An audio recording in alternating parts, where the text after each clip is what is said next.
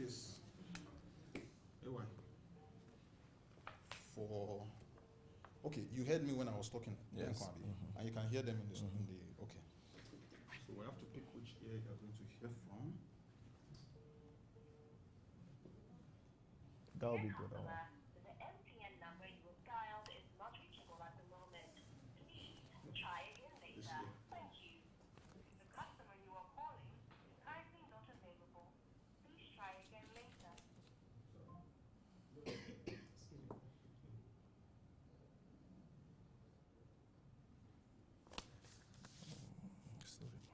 Food insecurity. No, sorry. Hold on. I need to. Ola is still dressing up. Oh.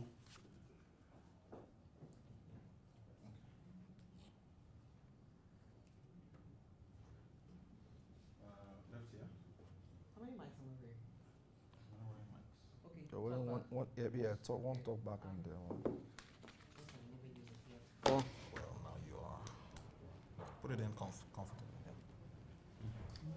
This mic is. Yeah.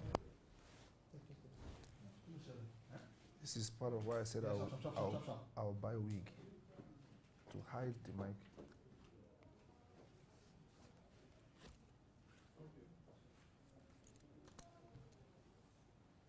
It's not staying there.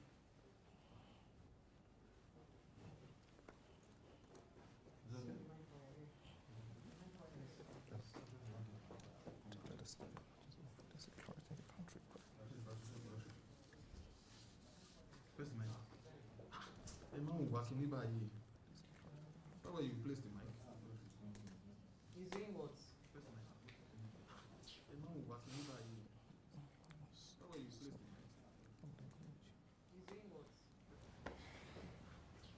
Talk, are you rolling something? We can't see anything here. Talk, are you rolling something? We can't see anything here. Talk, are you rolling something? We can't see anything here.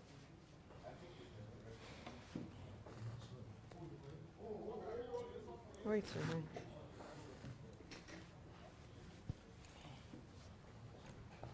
minute. Wait. One second, take this one.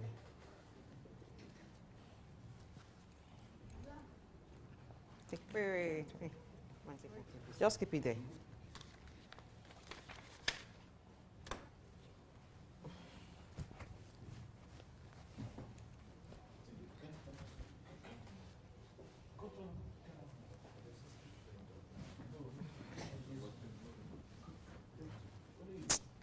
Black, you didn't fix this mic properly now. The mic wire, anyway.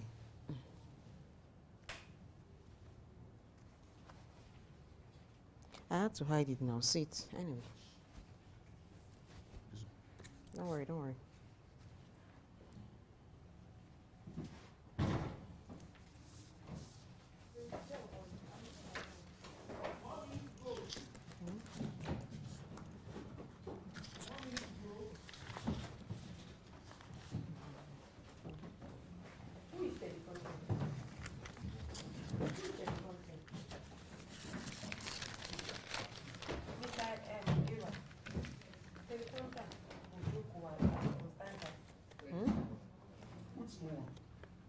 How? Sam Cliff. What the hell is Sam? Why are you? 5 minutes, 3 minutes, 2 minutes, you'll be looking for. You don't need to be seated with the telephone. He was here before. He was pressing phone. No?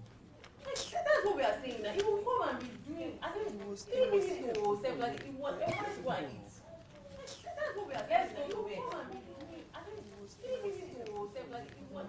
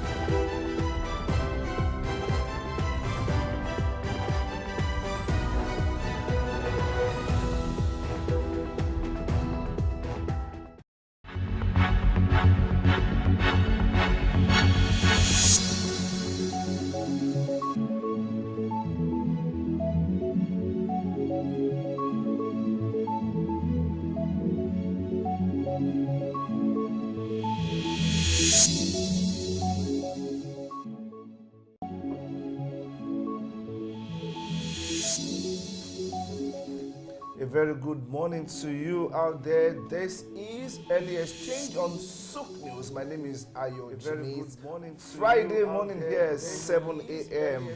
From wherever you're watching us, we say welcome aboard. Blessing each. How are you doing this morning? I'm fine. We're glad that you could join us, and we're happy to help you start your day, bringing you information that provide perspective and set the agenda for the day. We're happy to help you start your day, bringing you information. Today is a day for us to be cheery in Nigeria because today our president declared a state of emergency in food and on food insecurity, which is one of those news items that we'll be looking at in detail after this particular time out. Let us go over first and foremost to our newsroom where Olaoluwa Awe is standing by. Then we'll come back and talk about this state of emergency on food insecurity and other issues in the news. Please don't go anywhere. We'll see you after the news. This state of emergency on food insecurity and other issues in the news. Please don't go anywhere. We'll see you after the news. This state of emergency on food insecurity and other issues.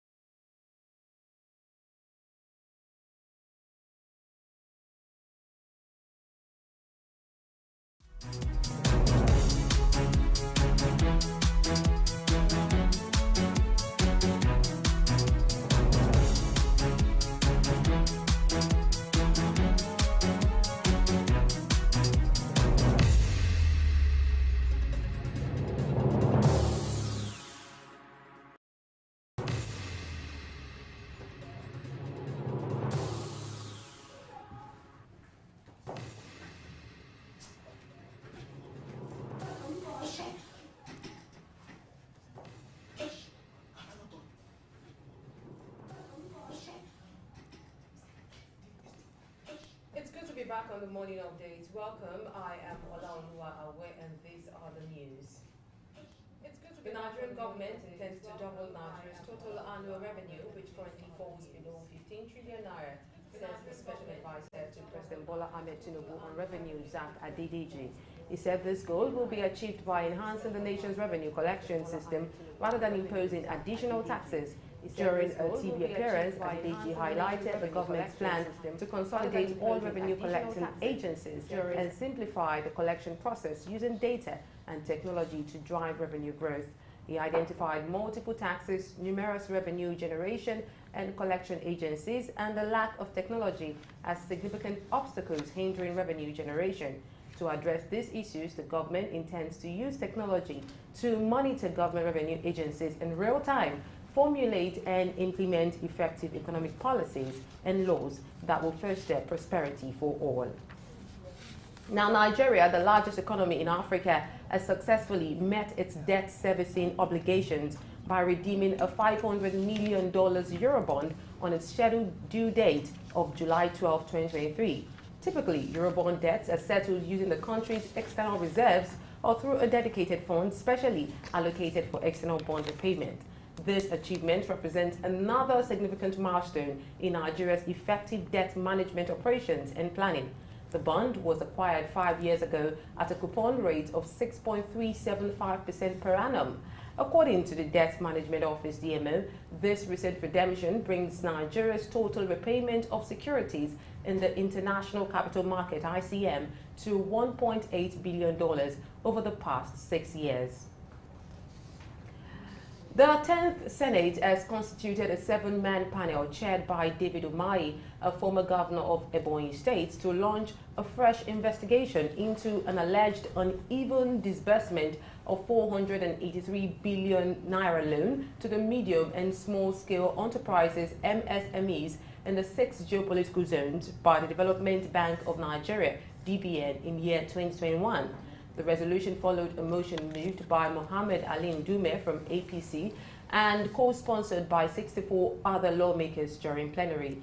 The Ninth Senate had set up an ad hoc panel to investigate the claim that the Southwest, especially Lagos State, had the largest number of loan beneficiaries of about 47% of the entire loan, but the DBN officials told the panel that they adhered strictly to the criteria set up by their regulators and not geopolitical considerations in giving out loans. But Senator Ndume brought up the case again, saying the bank's annual integrated statutory report 2021 showed that it disbursed a loan worth 483 billion naira in 2021, from which only 11% went to 19 northern states, totaling 53 billion naira, while Lagos alone got 47%, which amounts to 227 billion naira. According to him, the breakdown of the loan disbursement of the bank's report showed that Southwest got the lion's share with 57% of the total loan, estimated to be 274.7 billion naira, while South-South accessed 17%, 81.9 billion naira, North Central and FCT 11%, 53 billion naira, Southeast 9%, 43.3 billion naira, Northwest 5%, 24 billion naira, and Northeast a paltry 1%, 4.8 billion naira. Ali Ndume noted that the 5 sectors considered for the loan were oil and gas 42%, manufacturing 16%, agriculture, forestry and fishery 7.2%, trade and commerce 6.3%, and transportation as well as storage 3.5%. In their contributions to the motion, some of the senators who were in the 9th Senate when the first panel probed the same issue agreed that the Senate should again investigate the loan disbursement with a view to addressing its disparity and review the criteria for accessing the loan to ensure geographical spread. However, Senator Jibrin Issa urged Nigerian enterprises who could not meet the criteria for the DBN loan to approach Nigerian intervention banks like the Bank of Industry and the Bank of Agriculture for loan. Now, Bureau de Change operators are advocating for increased participation and involvement in the foreign exchange market to ensure the success of the new exchange rate policy implemented by the Central Bank of Nigeria, CBN. While the CBN's decision to float the currency and unify the exchange rates has received praise from the organized private sector, financial experts and economists, Bureau de Change operators who play a crucial role in the retail end of the market and exchange rate stability have expressed dissatisfaction with the CBN's decision to favor the INE window and exclude them. They are saying that excluding them hampers their ability to contribute to exchange rate stability and address the retail end of the market. The president of the Association of Bureau de Change Operators of Nigeria, APCON, Aminu Buadibe, emphasized that despite the new exchange rate policy, the forex market remains volatile because BDCs are excluded from the INE window. He cited a significant exchange rate disparity between the INE window and the parallel market, affecting liquidity in the foreign exchange market. He also suggested establishing a legal and regulatory framework from the forex market to supervise and manage it effectively. With Africa tipped to become one of the fastest growing aviation regions in the next 20 years due to an annual expansion of nearly 5%, the International Air Transport Association, IATA, says it has partnered with payment technology company Flutterwave to enable airlines worldwide accept payments in local currencies from customers through various channels such as cards, bank transfers, mobile money, and alternative payment methods. IATA Senior Vice President, Financial Settlement and Distribution Services, Mohammed Al-Bakri, said the result of the collaboration, IATA Financial Gateway IFG, is an omni-channel payment orchestration and management platform fully dedicated to the airline industry.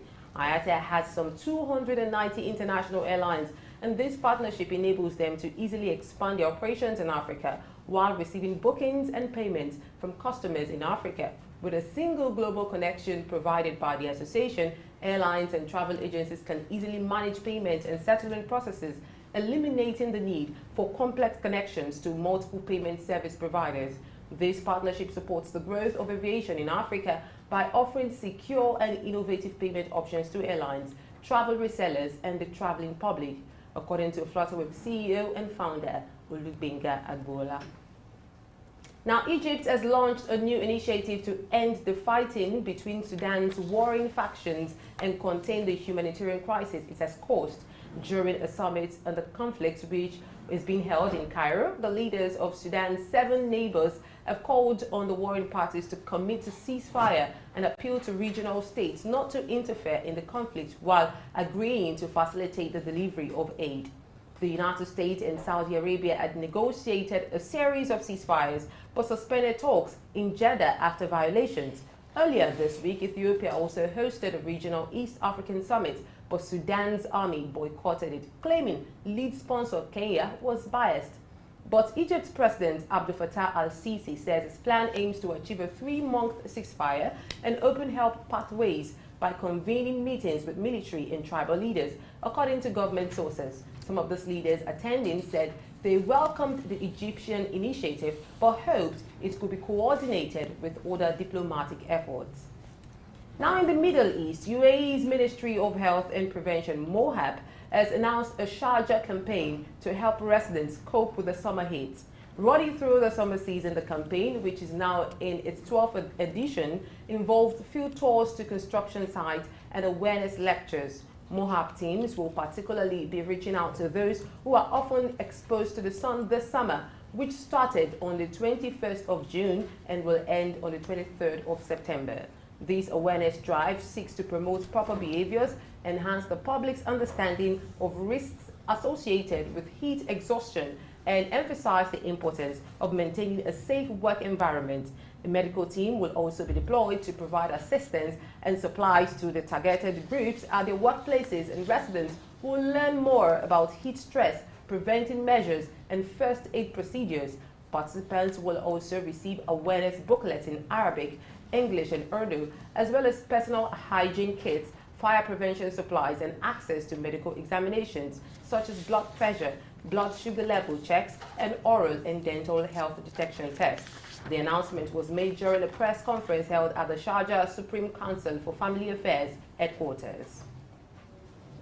An alert has been issued by the Ministry of Human Resources and Emiratization, MORE, cautioning UAE residents about a fraudulent message that features the ministry's logo. The fabricated document, which also displays logo of other government entities, was titled Legal Notice from Ministry of Interior. It requested customers to furnish and verify their bank details, warning that their accounts would be frozen otherwise. This is a common tactic used by scammers to gain access to people's bank accounts and drain their savings. MORE advised the public to disregard the message and report the scam. Now, not to the west, negotiators for Hollywood's actor union, SAG-AFTRA, have unanimously recommended a strike after talks the Alliance of Motion Picture and Television Producers failed. And the union's national board will vote on a strike order, which, if approved, would result in a work stoppage alongside the ongoing strike by the Writers Guild of America, WGA. Both unions are seeking higher pay and residuals in the streaming TV era and protections against the use of their digital likeness by artificial intelligence AI.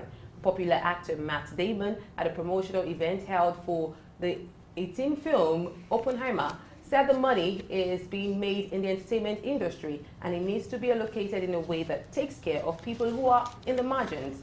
The strikes by WGA, roughly 11,500 writers, has sent late-night television talk shows into endless reruns, disrupted most production for the fall TV season, and halted work on big-budget movies, while a walkout by SAG-AFTRA will shut down the studio's remaining US-based productions, puts more pressure on media companies to find a resolution and create economic damage across the industry. The strike is a collective effort to demand fair compensation, improved working conditions, and protection of creative rights. The United States Food and Drug Administration, FDA, has granted approval for the first over-the-counter contraceptive pill, Opill, allowing women in the U.S. to purchase birth control without a prescription, which is expected to improve access and remove barriers to obtaining contraceptives, such as cost and time spent on healthcare visits. The pill, manufactured by Perrigo in 1973, will be available in stores and online in early 2023, and the decision follows unanimous support from a panel of FDA advisors in May. It comes amid increased attention on birth control following a recent Supreme Court ruling on abortion rights. Perrigo gained the daily use bill first through its $2.13 billion acquisition of Paris-based HRA Pharma in 2021. And President Bola Ahmed Tinubu has announced a state of emergency on food security in Nigeria, according to presidential spokesman Dele Alaki, during a briefing with State House correspondents yesterday. President Tinubu directed that the National Security Council prioritize matters concerning the availability and affordability of food and water, recognizing them as essential components of livelihood. He also ordered the immediate distribution of fertilizers and grains to farmers and households as a measure to alleviate the impact of petrol subsidy removal. He ordered a close collaboration between the Ministry of Agriculture and the Ministry of Water Resources to ensure sufficient irrigation of farmlands to guarantee an all-year-round food production. To address fluctuations in food prices, the President revealed plans to establish a national commodity board responsible for continuously monitoring and evaluating food prices, as well as maintaining a strategic food reserve that could be used as a mechanism to stabilize prices for critical grains and other food items. Moreover, the President expressed his commitment to safeguarding farmers and their lands by engaging the existing security architecture so the farmers can resume their agricultural activities without fear of attacks. President Tinubu also highlighted the continued role of the Central Bank of Nigeria, CBN, in funding the agricultural value chain, announcing that 500,000 hectares of land had already been surveyed and designated for increased availability of arable land, thereby promoting farming opportunities. With these, the President hopes to augment revenue through food and agricultural exports to stimulate economic growth and stability. And that's the news update. I am Olaoluwa Awe. Don't forget to follow us on our social media platforms displayed on the screen. Early exchanges gaining momentum, so stay tuned.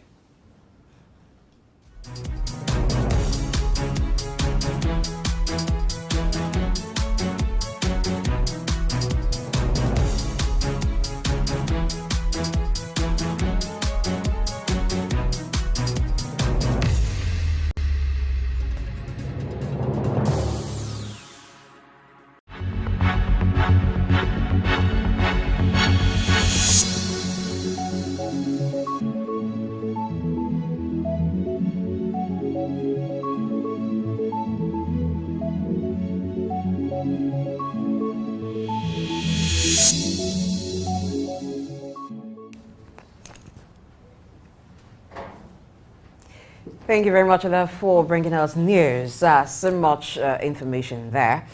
First of all, let's look at some of the matters that were in the news. President Tinubu declaring a state of emergency on food insecurity as prices rise. I guess that's very comforting for you and for every Nigerian. Okay. I would have... You wanted to say you don't eat, right? No, now, I would have taken offense because you kind of personalized it to me, and I was wondering why, if I am the only person who eats. And I like food and it's comforting. It is one of the basic necessities of life. Because everybody as a Nigerian, I think I am happy that that is happening. Because the real issue here is that in the past, we never saw it as something that calls for emergency. There is a saying that if you look at your back and you see a lion running after you, right, you will run with a particular speed. Yes. If what you see is a cat, there is a speed at which you will run. Now, the problem is that in Nigeria, where food insecurity is concerned, we have always looked at our bag and we thought we were seeing a cat, whereas it was a lion we were seeing. And so we have not run the way we should run, and we thought we could still, jog. So that the president has declared a state of emergency, and not just declaring, he has made provisions for the issue's readiness. And so, of course, we're not alone in the studio. Yes, of course. We have Idahosa Osamanze, who's Vice President, Femi Walsh Limited, and also Director, ADSC, that is African Development Studies Center. Good morning, sir. Blessing, good morning. A very good morning to you. Good morning. Good morning, viewers. Food insecurity. Yes. State of emergency. Oh, yes. Yes. Just last week, we were asking questions about what has been done when the court said they should probe what has been done with, not the court really, with the fuel subsidy that was removed, the gains from the subsidy that was removed. Deploy savings from Yes, first subsidy and removal. people were saying, show us what you intend to do with the savings. And I am glad part of what stands out in this document, this state of emergency that was declared, is the fact that they want to deploy some savings from the fuel subsidy removal into agri sector, which delights a lot of Nigerians. But let's speak to this first and foremost. State of emergency in agriculture. Yeah, how well did you receive the news?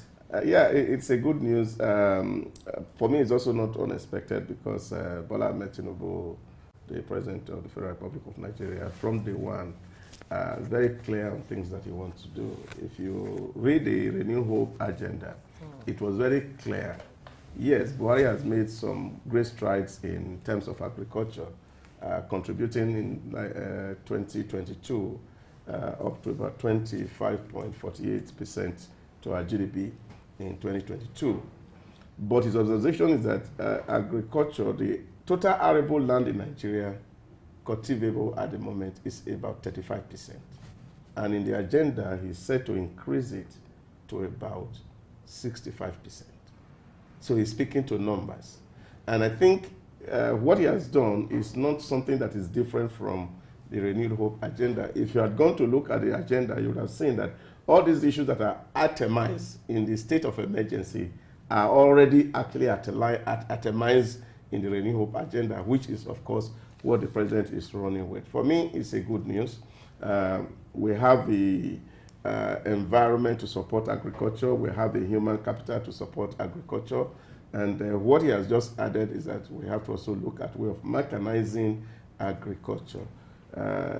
Earmarking about 500,000 hectares of land for agriculture, for me, is a very welcome development.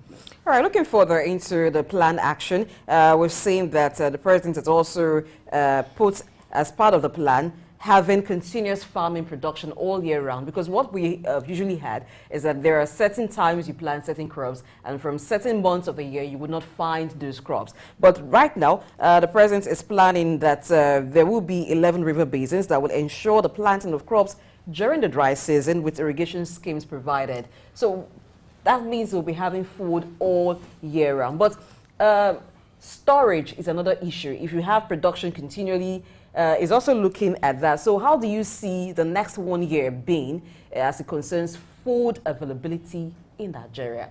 Yeah, I think the president is very clear. What we've not done well over the years is the fact that God has given us large body of waters.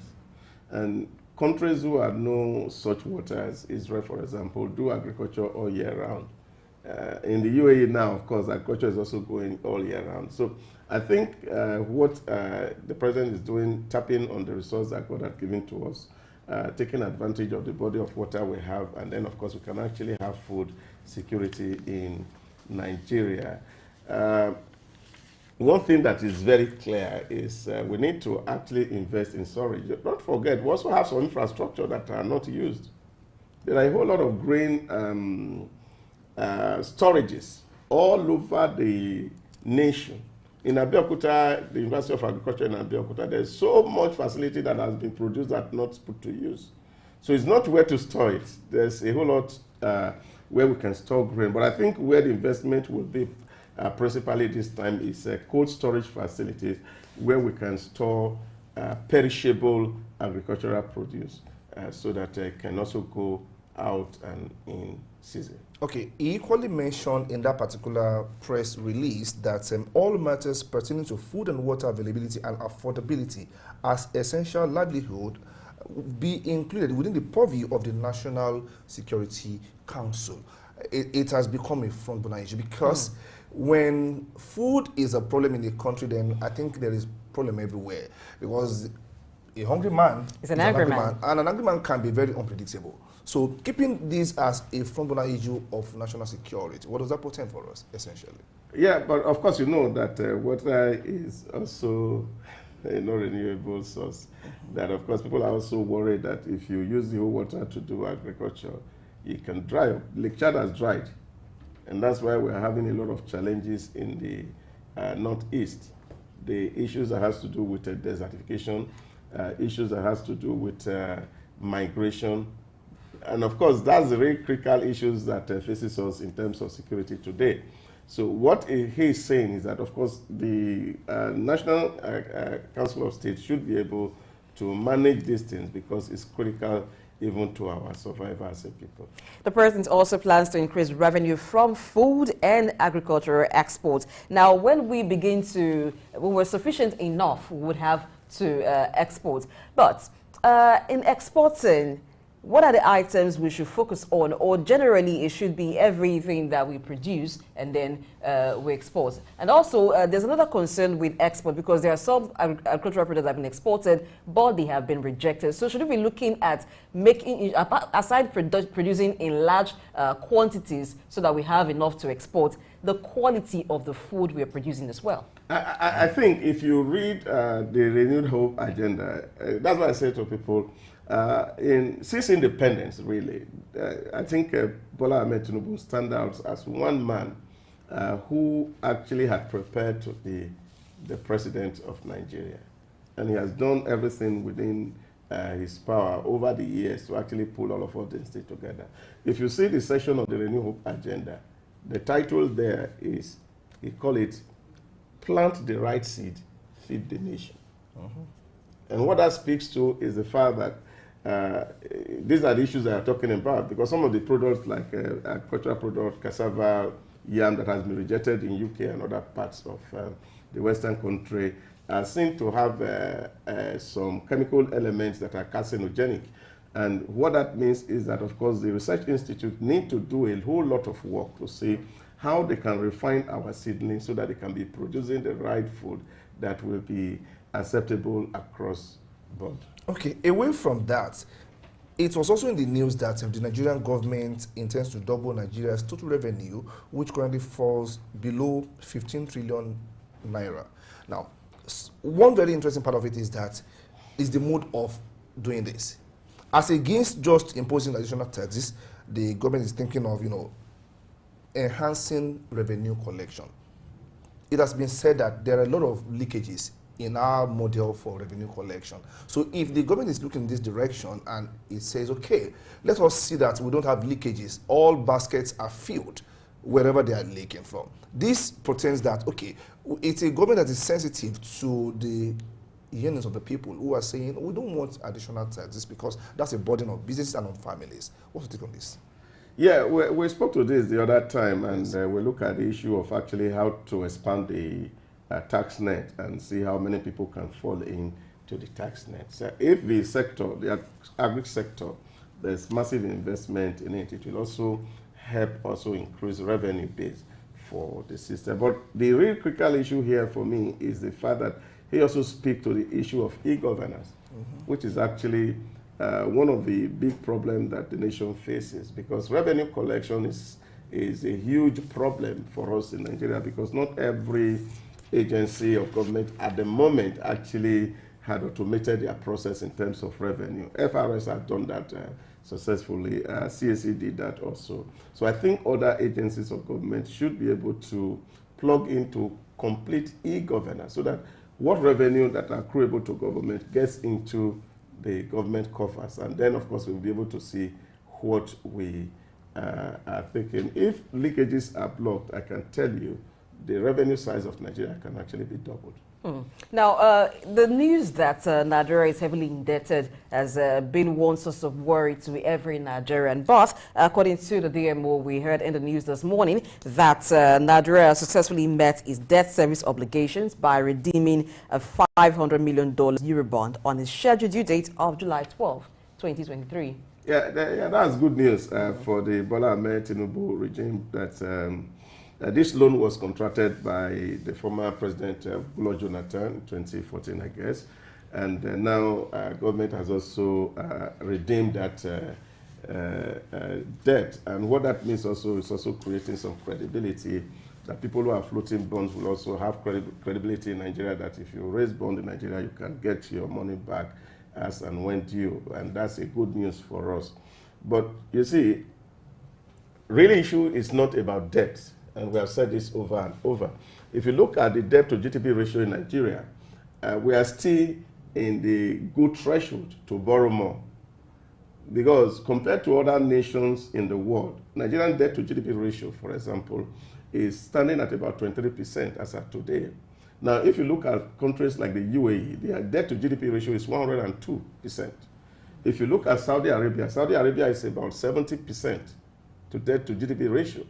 US is about 120% debt to GDP ratio. So the real issue is not about the debt. The real issue is the debt to revenue ratio. Okay. So if we can invest so much in the environment and see that the environment is conducive, there are a lot of foreign investment in our climb, and then of course our people are made to be productive, and we can double or triple the size of our revenue. We can actually borrow more to build infrastructure. Okay. Let's go quickly to yet another story. The Bureau de Change people who were saying that they want increased participation in the foreign exchange market. We know that of recent there has been deregulation of that market. There is unification of that market where there is something called parallel market again as against the INE window. Now they are saying they have been ostracized, quote unquote. Now the whole talk is, were they really ostracized?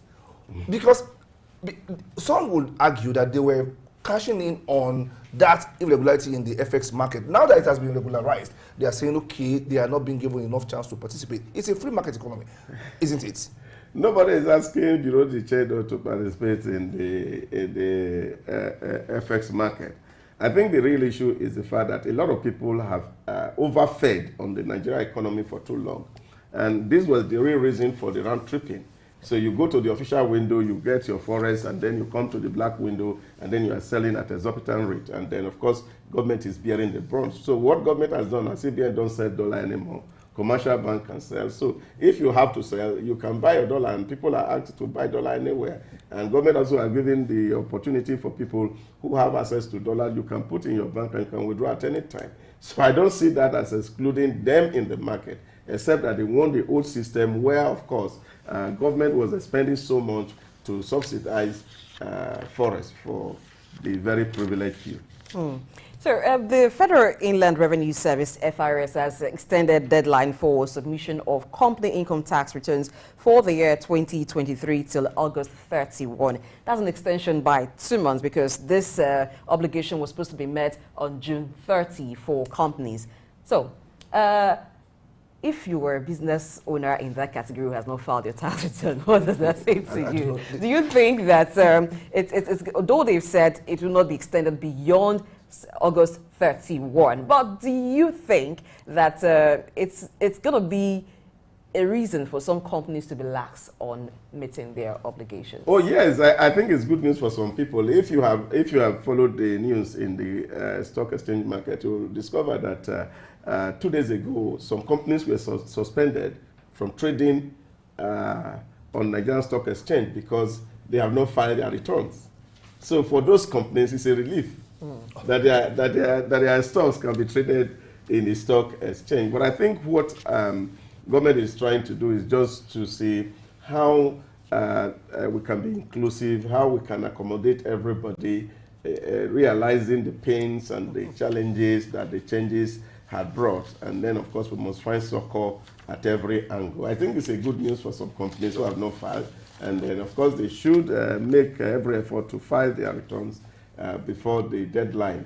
Otherwise, FRs may come out, and that time it will not be time for joke, it will be time for judgment, and that may be very terrible. For me, I think it's a matter of company culture. I still don't understand why companies have to keep pressing the panic button every time it's time for filing tax returns.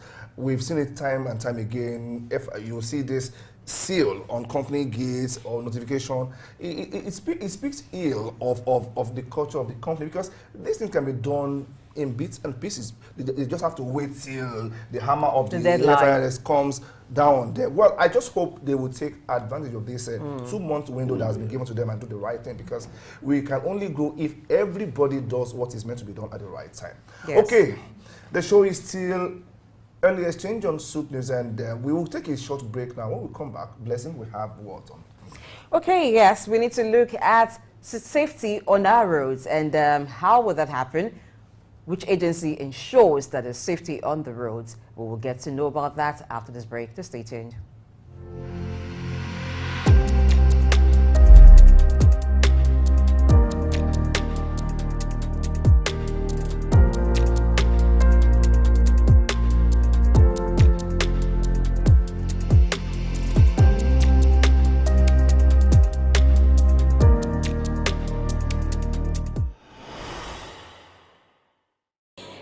AI is undoubtedly reshaping the job market, and some fear that it will lead to mass unemployment. However, while certain roles may become obsolete, AI also presents new employment opportunities, emphasizing the need for proactive retaining and reskilling initiatives, particularly in industries susceptible to automation. Gathering people's perspective on the evolving work landscape and its impact is crucial to navigating this transformative era effectively. In today's fast-paced world, artificial intelligence (AI) is making its presence felt in various industries, transforming the way we work and interact. Many have recognized the benefits of AI in publishing, health industry, and other functional business areas, acknowledging that it streamlines processes, saves time, and ensures accuracy. Well, technology has been helping businesses in recent times by, it has made the... In a concerning trend, a significant number of motorists across the country are found to be driving without the proper vehicle insurance, leaving themselves and others vulnerable to potential financial and legal consequences. Recent surveys conducted by insurance industry experts have revealed a distressing reality, that a notable portion of the driving population is either uninsured or underinsured.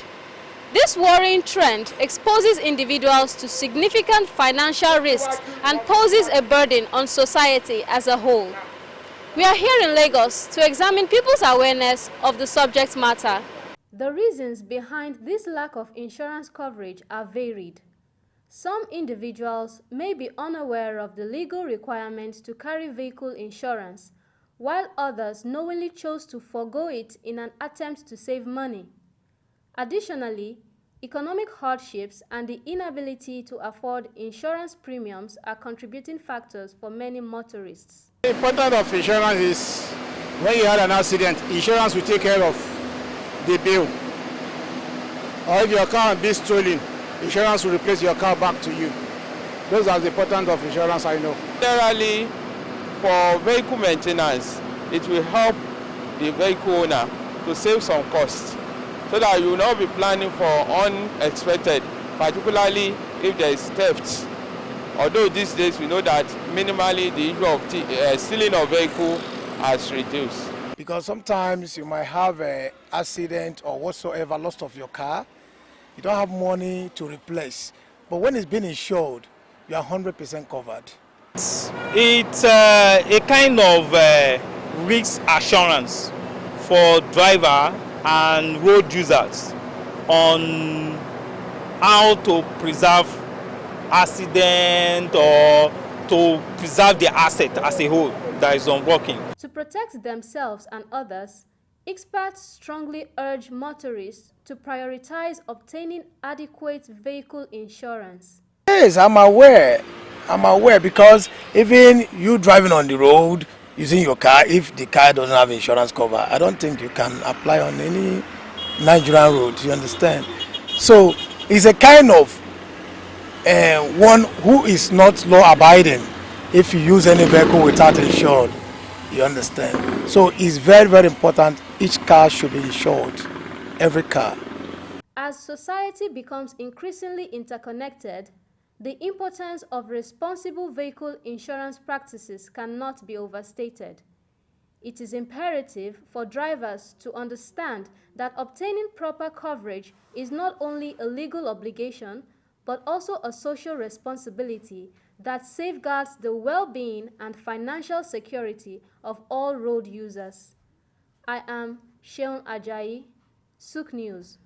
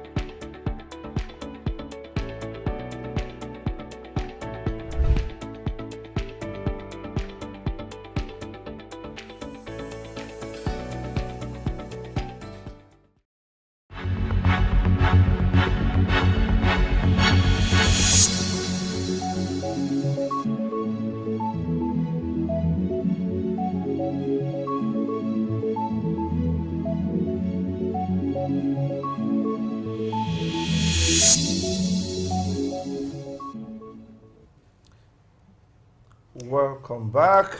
This is still Early Exchange on Souk News. Like Blessing announced earlier before we went on that short break, we are talking about safety on Nigerian roads. Let me give you just two brief statistics.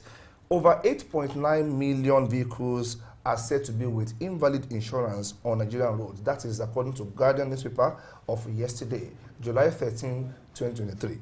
And put that aside, it is being reported that 1,441 lives died in Nigeria between January and March 2023. And that is according to the Corps Marshal FRSC, Mr. Dauda Biu. And these deaths, he says, resulted from 2,733 crashes. Now, if you look at the rate of non-compliance with insurance on our road, and you look at the crashes that we have, there seems to be a correlation. And in Yoruba Adi, they say, if the witch cries last night and the baby dies this morning, you may not be too wrong to associate the death of the baby with the cry of the witch. Well, while this is not an indictment of any agency for now, we believe carelessness or disregard for safety measures on our roads is one critical factor that is causing crashes and deaths. And it's even some of it is not knowing the safety rules. It is also not knowing the benefits that comes from it. Take, for instance, the insurance, vehicle insurance. A lot of motorists do not even know the benefit that comes from having your vehicle insured, because it does not only insure your car against damage, but also there's third-party insurance, because it insures the other person in case you're at fault when an accident occurs. So not knowing the benefit that comes from certain measures would make some persons want to evade it, thinking that they're doing the government a favor when they obtain vehicle insurance. Okay, so the talk this morning is not about car insurance. It's just a reference point to launch the story. We are talking about safety on Nigerian roads in its entirety. And which other agency of government should discuss safety on our roads, if not the Federal Road Safety Commission of Nigeria? So we have with us in the studios this morning Esther Uzoma, who is the Assistant Corps Commander, FRSC Lagos Island. Welcome to Souk News, and this is Early Exchange. Thank you. Good morning. Good morning, ma'am. Welcome. All right. All right. Now, the Federal Safety Corps is mandated to regulate, enforce, and also coordinate all road traffic and safety management activities. Now, let's begin with public enlightenment. How well is the FRSC ensuring that every vehicle owner on Nigeria road is aware of the safety rules? Thank you very much. Public enlightenment or public education is one of the core aspects of the Federal Road Safety Corps job. And we engage in it thoroughly. For instance, every morning before the patrol team leaves for work, they first of all go to the park where we have commercial drivers loading their vehicles. They carry out what we call the early morning cry. They educate them on avoiding speeding, the use of tires. They shouldn't use worn-out tires. They teach them, they talk to them on a number of issues that has to do with safety and the management of their vehicle. Apart from that, we carry out other domesticated public enlightenment. During special events, we go to the mosque, we go to the churches to carry out domesticated public enlightenment to the members of the congregation of these religious establishments. Apart from that, we also engage children in schools to teach them, because we know that children are the agents of change, and whatever you teach them, they will never forget. And children are always there to correct their parents once they are inside the vehicle. You will see a little child reminding the father, Daddy, you have not put on your seatbelt. We are taught that before you drive out, you must put on your seatbelt. And I believe any parent that's being guided by the child will feel somehow and respond to that correction. So public enlightenment is what we do. It's part of our duty every day to make sure we teach the motorists or road users on how to use the road. We also go engage in driver's training when called upon by any agency. And we have what we call the RTSS, the RT-SSS, which has to do with fleet operators. We engage fleet operators. There's any company that has more than 3 vehicles in its fleet. And when we engage them, we ensure that they have safety managers. And through these safety managers, we send in issues that have come up on the traffic or road safety, so that the safety manager can pass this information to the drivers under his fleet. You understand what I'm saying? Yes. So we insist that these fleet operators must register with us, and then we carry out trainings from time to time, both physical and virtual, so that they can pass the information to their drivers. There are many aspects of public enlightenment. Okay, I do know that on some media houses, early morning, we have FIC people talking about state of roads and so on and so forth. So let's look at licensing of drivers. When you certify a man or a woman fit to drive on Nigerian roads, it is assumed that you are sure he has been trained for it. There was a time when, for people to have your license, I mean driver's license in Nigeria, anybody could just issue it anyhow. But you came in, when I say you, I mean FRSC came in and stopped that. Now you just can't sit at home and have your license given to you. That period is gone. But then the procedure for getting a license in Nigeria is still having some irregularities, as some people will say. Because what they call procedure at this point is you go there, at least from my own experience, you go there, they give you a list of questions to answer and test whether you are familiar with driving, the highway code, and so on and so forth.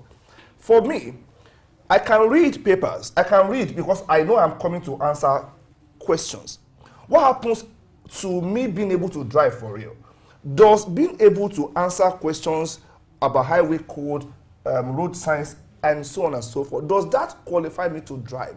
So when you give that kind of person a license to drive, is that not some kind of dropping of ball on the part of FRSC as against practical tests? Yes. Now, first of all, in the production of the driver's license, it is a tripartite arrangement. Okay. Road safety is involved, the MVA, Motor Vehicle Administration, is involved, then the VIS. Now, each of these agencies have its own responsibility cut out. We are to produce the driver's license. Now, the VIS are the people that conduct the testing. Okay. And before that testing, the person must have passed through an accredited driving school that will teach him how to drive. And after he has obtained his certificate as having passed the training, he will be tested by the agency involved in the testing, that is the VIS. Then the person, when he's certified, the person comes to road safety to now process the driving license. So I'm supposed to... So it's not something you will just go and read and answer questions. So there are practical aspects of it. Yeah. Are you saying if I must be certified or be licensed by you to drive, I must show some kind of license from VIS? Yes, you must show evidence. They must clear you before we can now produce a driver's license for you. All right. Yeah. So let's look at roadworthiness of vehicles. It seems like the commercial drivers are usually let off the hook, and that enforcement or compliance is mandated from the private car owners. Not at all.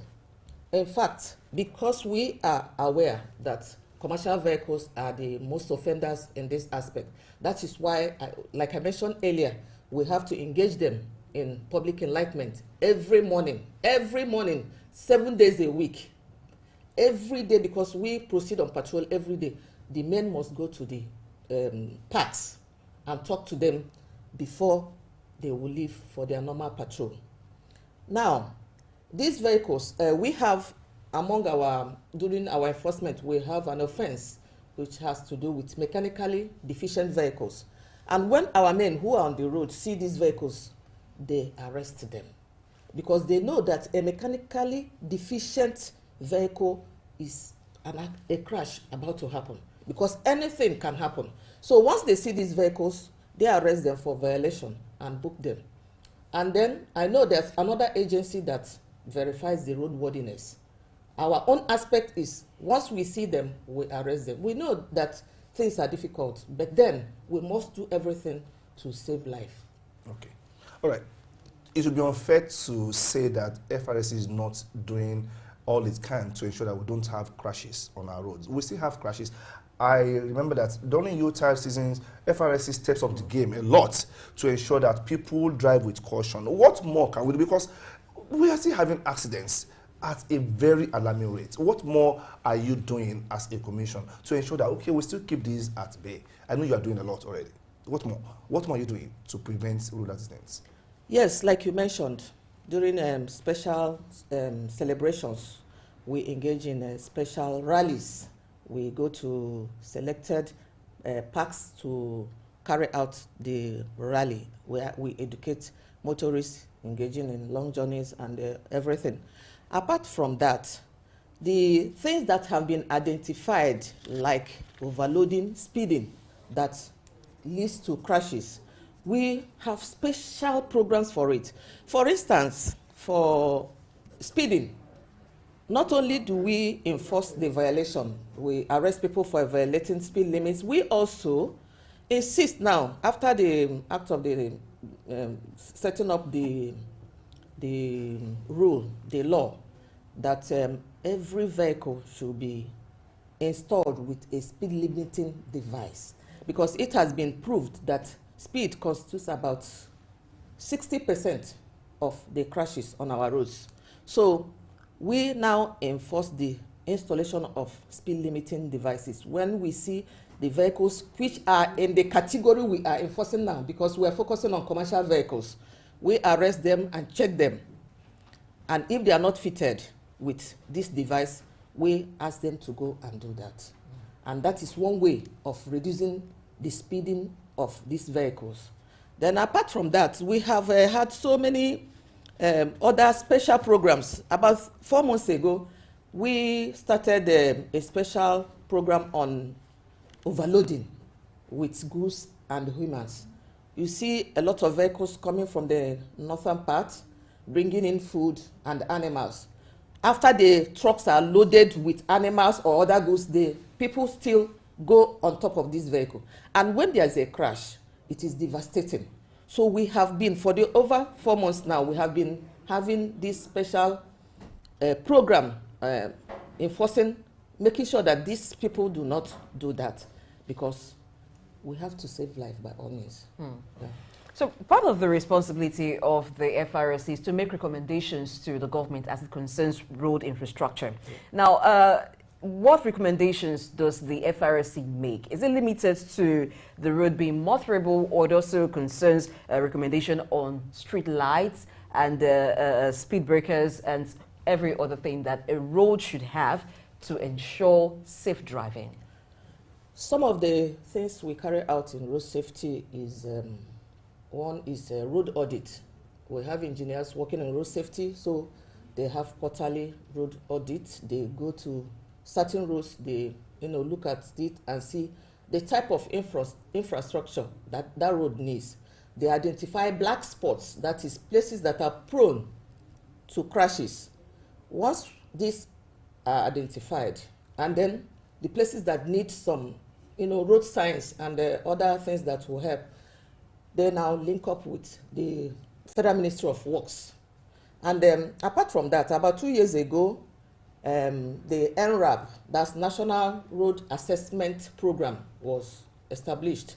And this road safety had to partner with the Federal Ministry of Works, the National Institute of Road Transport Technology, the Nigerian Institute of one other institution, I can't remember now. There are about 4 of them, and they are to work together, because road safety is not one person's responsibility, it's everybody's responsibility. So these agencies work together to ensure that recommendations are made to the federal government on what to be put on the road. Okay, let's look at the issue of jurisdiction. In the police force, they talk about jurisdiction. I don't know if they call it that in your own commission. Your area of operations. people say it is not an uncommon sight to see FRSC on highways. But when you see them on intra-city roads, you start to ask, what are you doing here? Please educate us. Where are you meant to be? On the highways or everywhere? Road safety is for everybody. We know that crashes occur on any road. Now, if you say we stop at the federal roads, what about the crashes that occur on the state roads? But anyway, we operate on federal highways. Okay, just to answer in straight terms. Yes. Okay. All right, let's look at allegations of corruption and bribery. Now, this is not an allegation that is particular to the Federal Road Safety Corps alone. Or the security agencies and some other agencies of government at one time or the other been accused of having officers who engage in this. Welfare for officers of the Federal Road Safety Corps, how is it like? Is it enough to motivate them to take care of issues like this, that they're not tempted or they don't become vulnerable to accepting offers of bribe? Road safety is an organization that frowns on corruption, and the provisions of the things you give to the staff is contained in their condition of service, and they strive to implement it as it is supposed to be. So people are paid salary on time, other entitlements that they need are given to them, and then they are trained and, you know, made to know the negative impact of being corrupt. And that's why in our regulations we have special areas that has to do with patrol misconduct. So when people are on patrol and they go and extort, they are dealt with according to the regulations in the Corps. Okay, let's look at the commercial vehicles that we have. There are some of them that you see on the road and you're like, I think somebody should have stopped this. You see a vehicle, either a bus or a truck, smoking heavily. And we all know the dangers that a smoking vehicle can cause, apart from the carbon problem, the carbon monoxide inhaling, which is injurious to health. If you have ever driven at the back of a truck, a smoking truck at night when it is raining, those are two terrible combinations that no driver prays for. But somehow they escape the dragnet of your people and they pass. Why is that? Okay, they escape. It's not that they are let to go. You know, you cannot catch everybody the same time. And we are told that if this person escapes, there's another day. Now, what happens? We have an offense called excessive smoke emission. Once our men who are on the road sights a vehicle with excessive smoke emission, they are bound to arrest that vehicle. And once they arrest the vehicle, the driver is made to take care of whatever is causing that, because like you said, it can cause a crash because the vehicles following behind may not be able to see the road very well. So we frown at that, and it's one of the offenses that are contained in our notice of offense.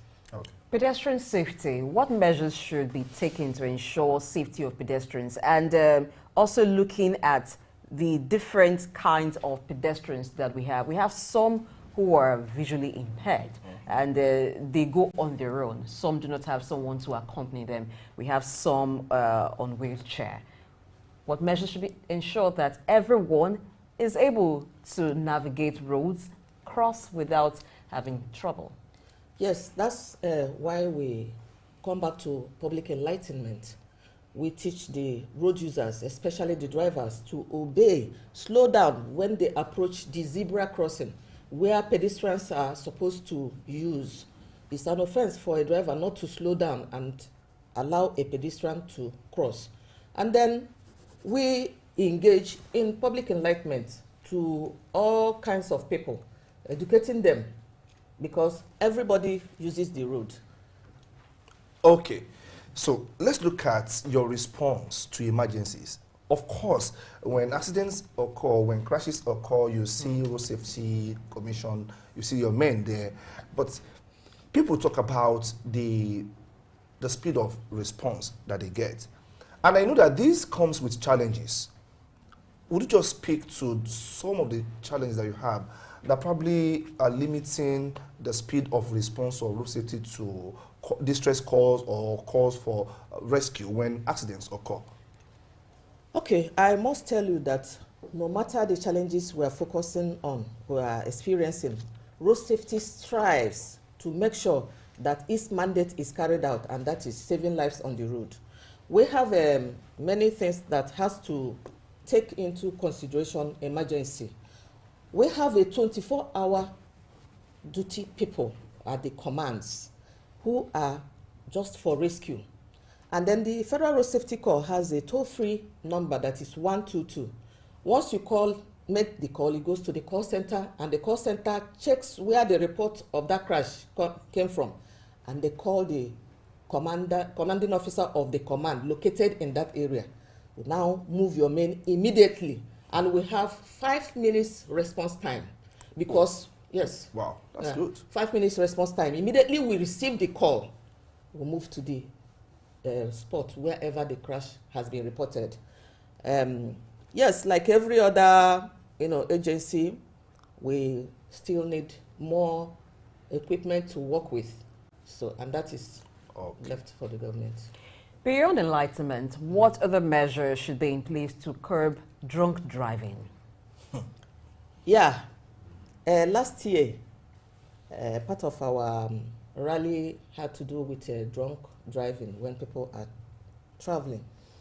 Now, we partner with makers of alcoholic drinks. We arrange for rallies with them. We go to the parks. In fact, road safety has been able to achieve that there's no sale of alcoholic drinks in the various parks. So we work with the NURTW, and so talk to them. They engage their members who are the drivers, and they ensure that alcoholic drinks are not sold inside a park. And then when we carry other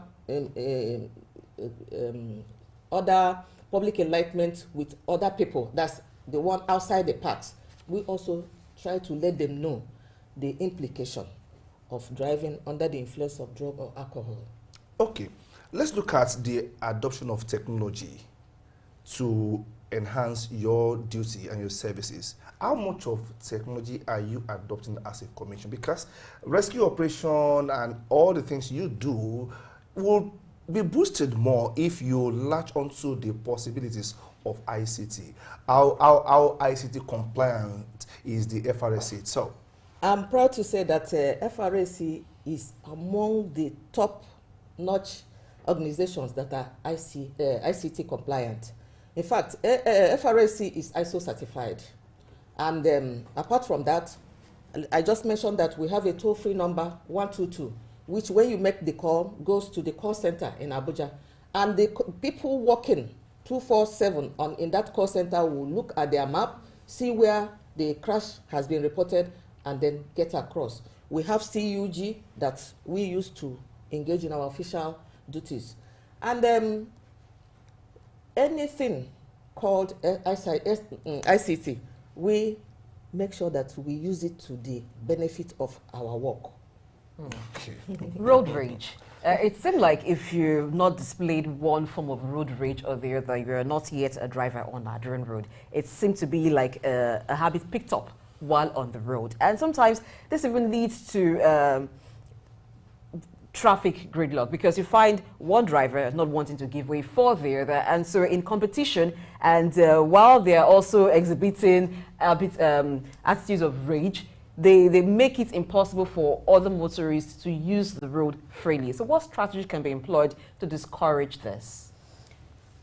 We are on air now and people are watching us. Mm-hmm. This is part of the aspect we are using.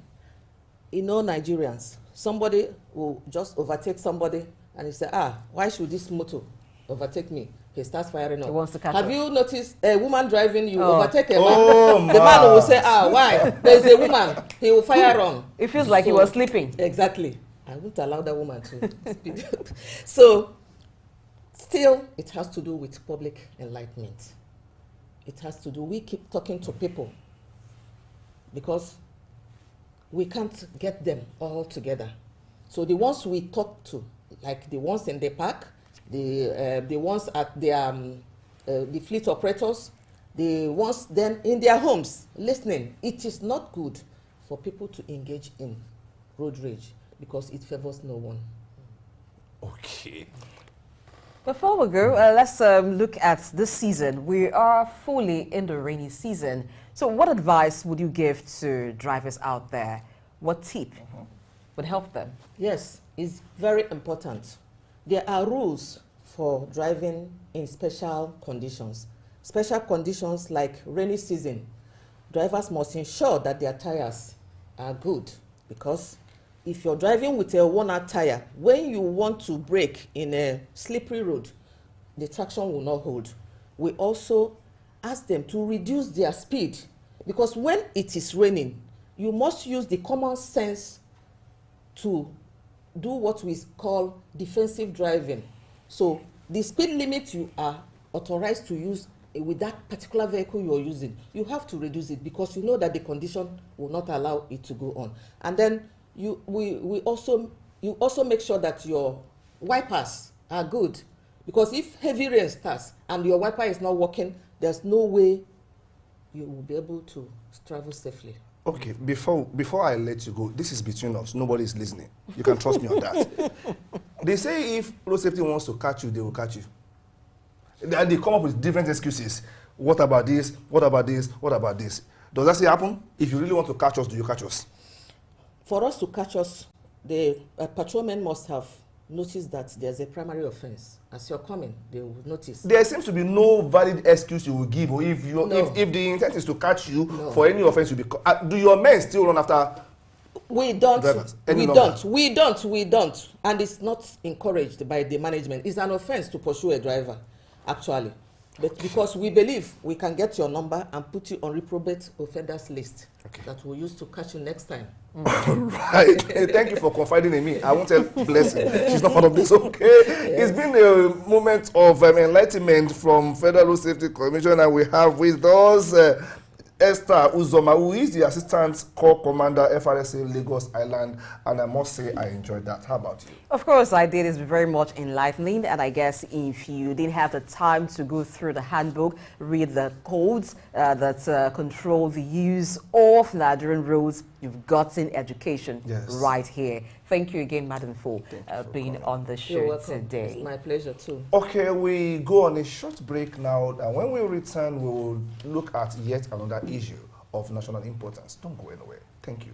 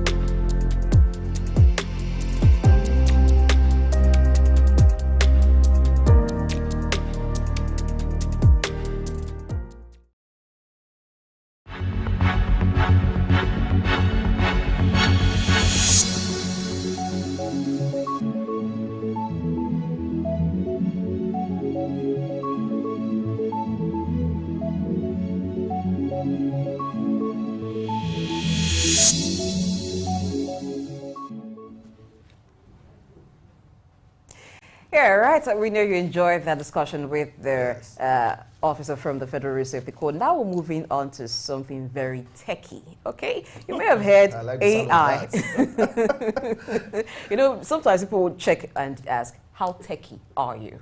But I won't ask you that because we'll be joined soon by a tech enthusiast. This man, when it comes to technology, he lives, breathes technology.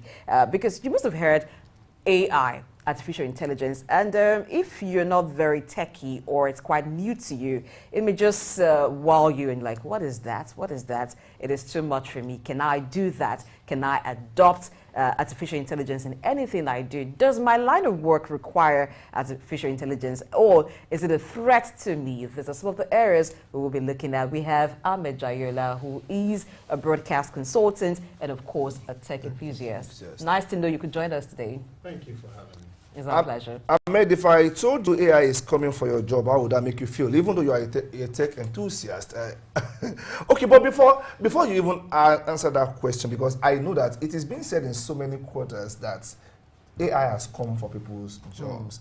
And there is this friction, there is this agitation by conservatives, okay, who feel scared that, well, maybe in the next couple of weeks they'll be thrown out of jobs. We will go into the details, but I think we should see a short report from our news crew. Then when we come back, I'll put Ahmed on the spot and ask him why he has imported AI to take my job or take Leslie's job. All right, let's have that report. AI is undoubtedly reshaping the job market, and some fear that it will lead to mass unemployment. However, while certain roles may become obsolete, AI also presents new employment opportunities, emphasizing the need for proactive retaining and reskilling initiatives, particularly in industries susceptible to automation. Gathering people's perspective on the evolving work landscape and its impact is crucial to navigating this transformative era effectively. In today's fast-paced world, artificial intelligence, AI, is making its presence felt in various industries, transforming the way we work and interact. Many have recognized the benefits of AI in publishing, health industry, and other functional business areas, acknowledging that it streamlines processes, saves time, and ensures accuracy. Well, technology has been helping businesses in recent times by, it has made the publishing easier for marketers and all of that.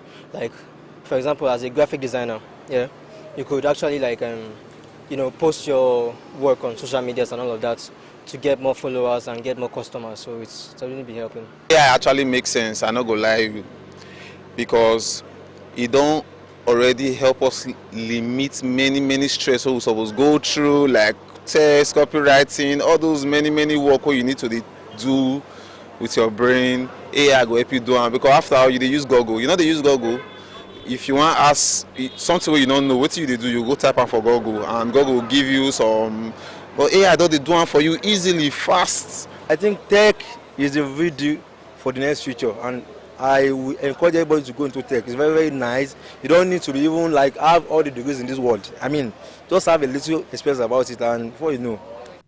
Turning out attention to the healthcare industry, respondents acknowledge that AI plays a significant role. It facilitates the generation of innovative ideas and advancement in healthcare, helping doctors make more precise diagnosis and personalized treatment plans. Additionally, AI's ability to process vast amounts of medical data efficiently can lead to improved patient care. Nonetheless, there is a consensus that AI should be seen as a tool to enhance human capabilities, preserving the essential qualities of empathy and intuition in healthcare. You are using artificial intelligence like robots in fashion industry can help process the clothes fast in using computerized machines and so on to process the clothes and print it out without really needing human work or human endeavor. However, concerns arise regarding job displacement as more tasks become automated. While it introduces new kinds of jobs, some worry about the potential loss of employment opportunities for humans. A cross-section of respondents that Soup News crew reached out to noted that some companies are increasingly relying on AI, potentially reducing the need for human workers. This shift emphasizes the importance of individuals embracing technology and acquiring relevant skills to stay relevant in the evolving job market. That's, I mean, like sometimes they said in life, some things that have advantages also have disadvantages. So one of the disadvantages is taking our jobs, you understand my point? So like people that are not like tech savvy now, like the tech is taking their jobs and it has rendered some people jobless. We human beings that have gone to school and studied all those other things and technology and all of that, it won't actually give us the privilege to have more jobs and all of that. As AI continues to evolve and reshape the various industries, it is crucial to strike a balance between leveraging its advantages and addressing the concerns surrounding job displacement. The human element remains vital, and individuals must adapt and upskill to complement the capabilities of AI, ensuring a harmonious and coexistence between humans and technology. Grace Komolafe, Souk News.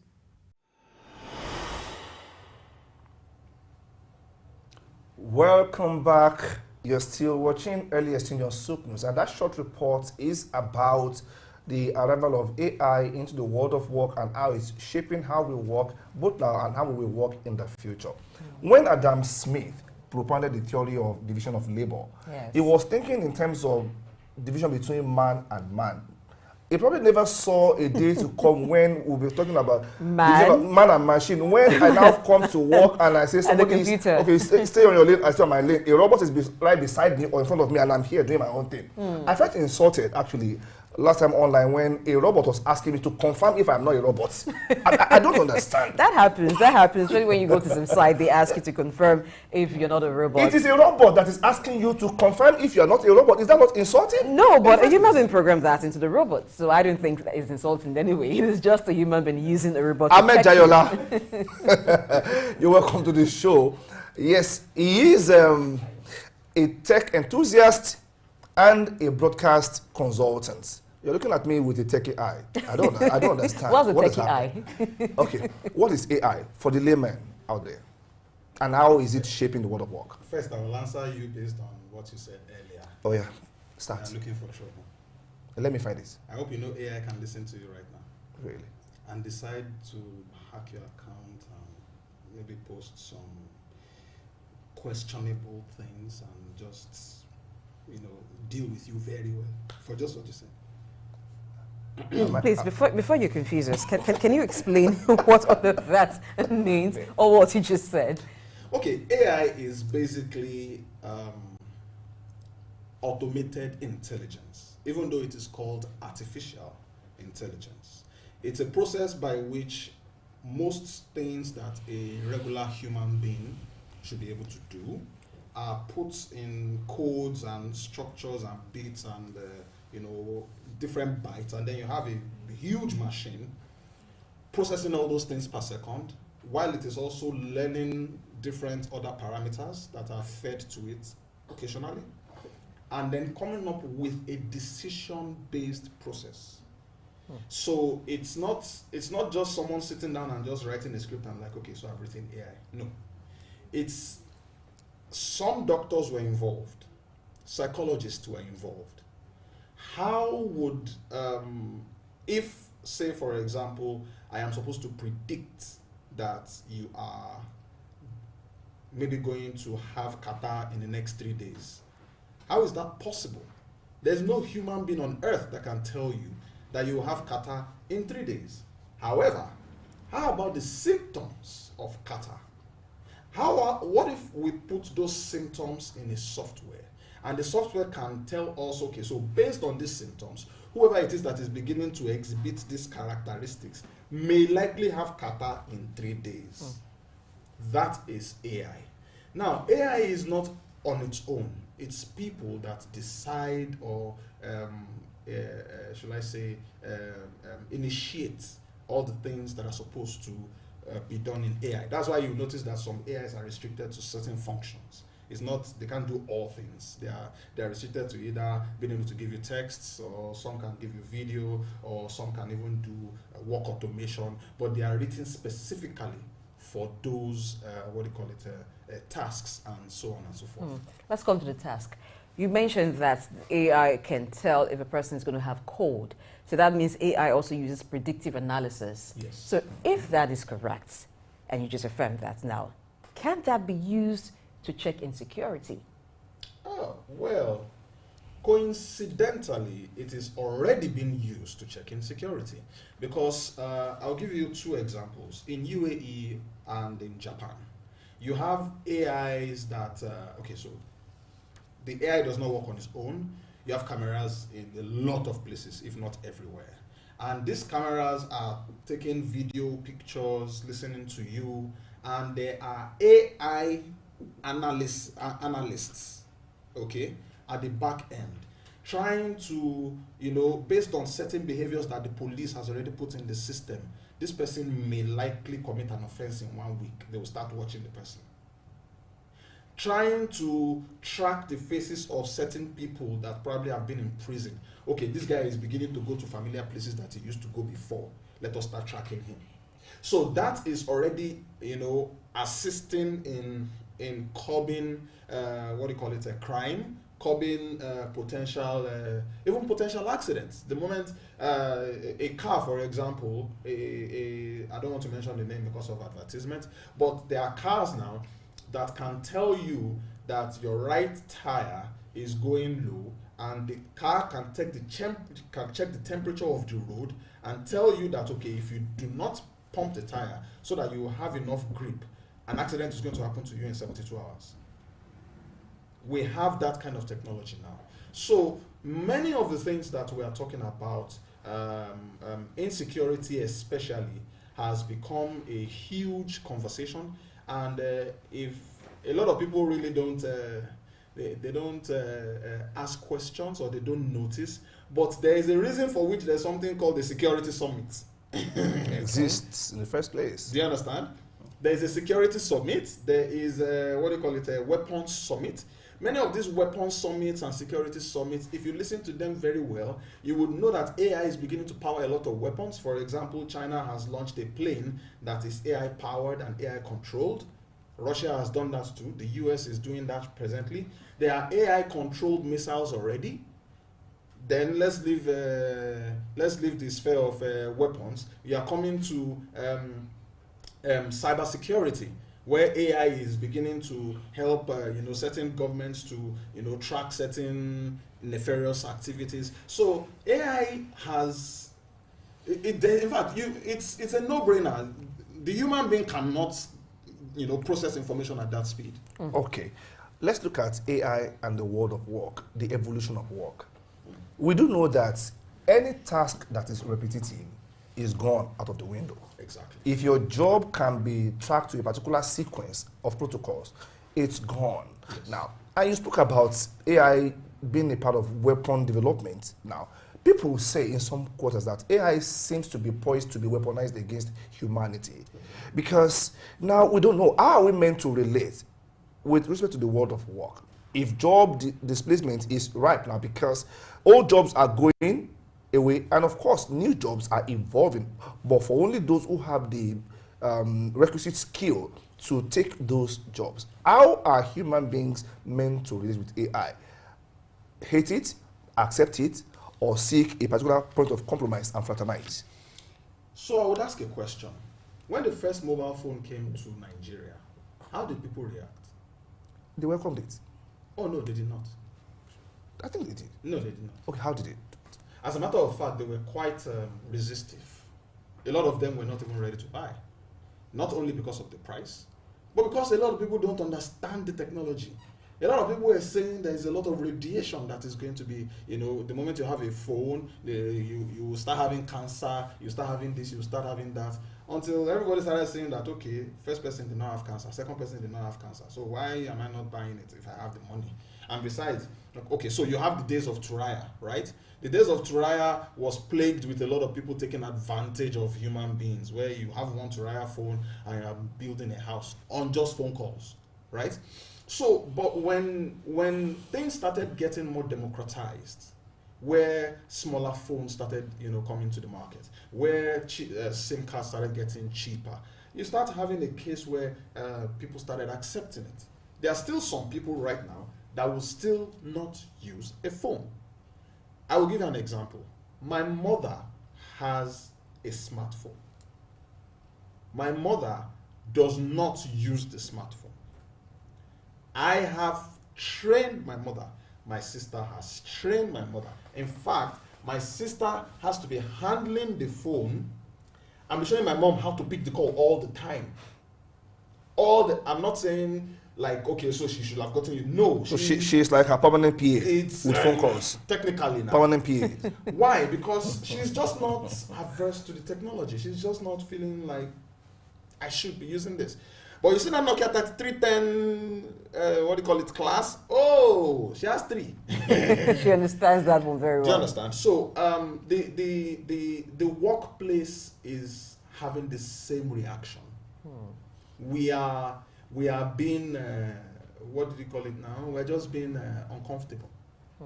There were the days of typewriters, and the moment the first computer that could type a document inside a screen came out, and people could just press print and it printed, everybody that had a typewriter had problems. Not only did they have problems, everybody that had a typewriter, they went on a protest. No, we don't want computer.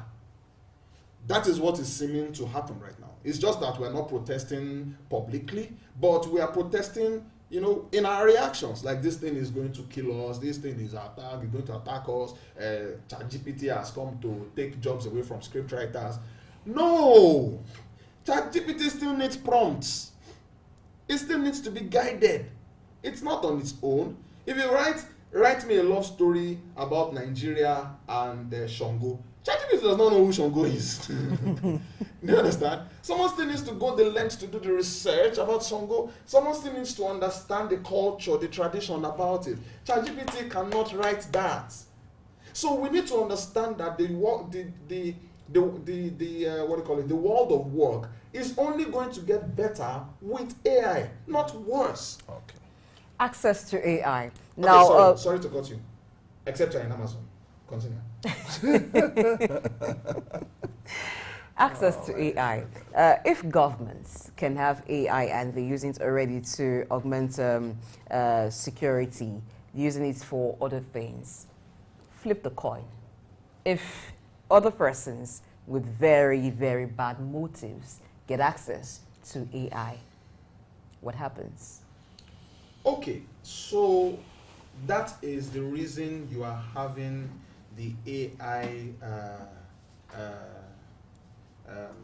discussion in the Senate House in the US, specifically the US, because the US is at the forefront of most of these discussions, and it's been seen that a lot of really bad elements have used AI very well. In fact, to the point where there are still some governments that are still grappling from the, the blowback. Some kind of crime happened and you're wondering, how did they conceive? What kind of intelligence do these human beings have? Okay, I'll give you an example. So someone wrote an AI that would last about 6 months. You will not know it exists. You will not know it is in your system. Everybody will just call it a virus. But it's not a virus. It's an AI that has been installed on different people's systems. It comes through the regular means. You've clicked an email, you've looked at a picture. I hope you know that opening a picture can bring in viruses. Yes. Yes, definitely. Okay. So this was done, and the AI sat on the systems running subtle codes to gather information about the CEO, the CTO, the chief accountant, the finance head, gathered information about them, their families, their houses, places they go, the itinerary of their meetings, every single thing about them. A full dossier. And the person started using it for blackmail. But the person will not come out in the public. The people will not come out in the public. Many of these things are discussed in private spaces. You can't hear in Nigeria, for example, that a bank was hacked. How are you going to hear it? What bank is going to come out to say we're hacked? It's not. I come out to say we're hacked. We're insecure. Yes. Our stocks fall. People pull out money. Pull out their money. The market space is scattered. I won't come out to say it.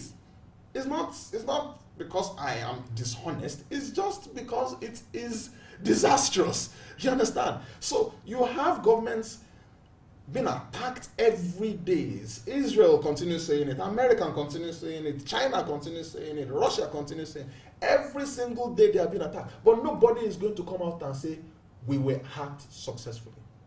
Okay. Except for the Pentagon. Okay, so let's talk about augmentation of human capabilities. We know that the AI stretches our limits beyond what we can actually do, essentially. I mean, naturally, as human beings.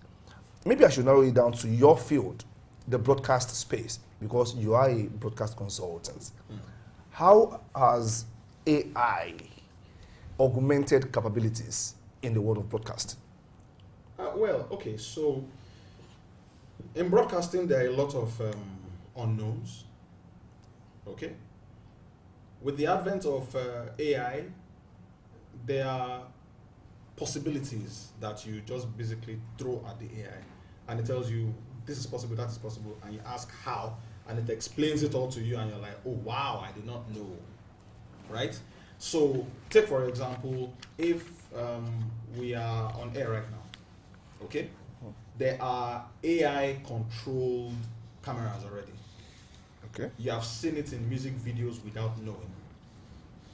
Now, AI can be placed on the set, and AI will determine, based on your conversation, what shot to pick, who is speaking the most relevant thing, and then switch to that shot and be doing the mix live without any human interference. The challenge is because the AI is not emotional, there is a tendency for the AI to just switch from one person to another. Do you understand? So you now need someone to guide. You need someone to supervise and be sure that, okay, so this thing is not going out of hand. And then you continue training it and training it and training it until it can actually do the job. So in the broadcast space, AI has done a lot of marvelous things. AI has helped build what do you call it, applications that regular human beings have been fighting with for many years. AI has helped build processes that have made life easier for the regular broadcaster. You, for example, that is sitting down here, the AI can take your job because we now have virtual presenters. Yes, his job is threatened. But you mentioned that AI doesn't have emotions. Yes. Now, picking it up from there, margin of errors using AI, depending on AI for certain fields. Take, for instance, the medical field, AI diagnosing people. So what is the margin of error with AI currently? Okay, that is left to argument because many would say the potential for error is very low. There's another school of thought that will say the potential for error is very high. Why? Because how do you tell me that you can't feel anything, and yet you are deciding based on someone else's feelings that something is happening? So it can't be.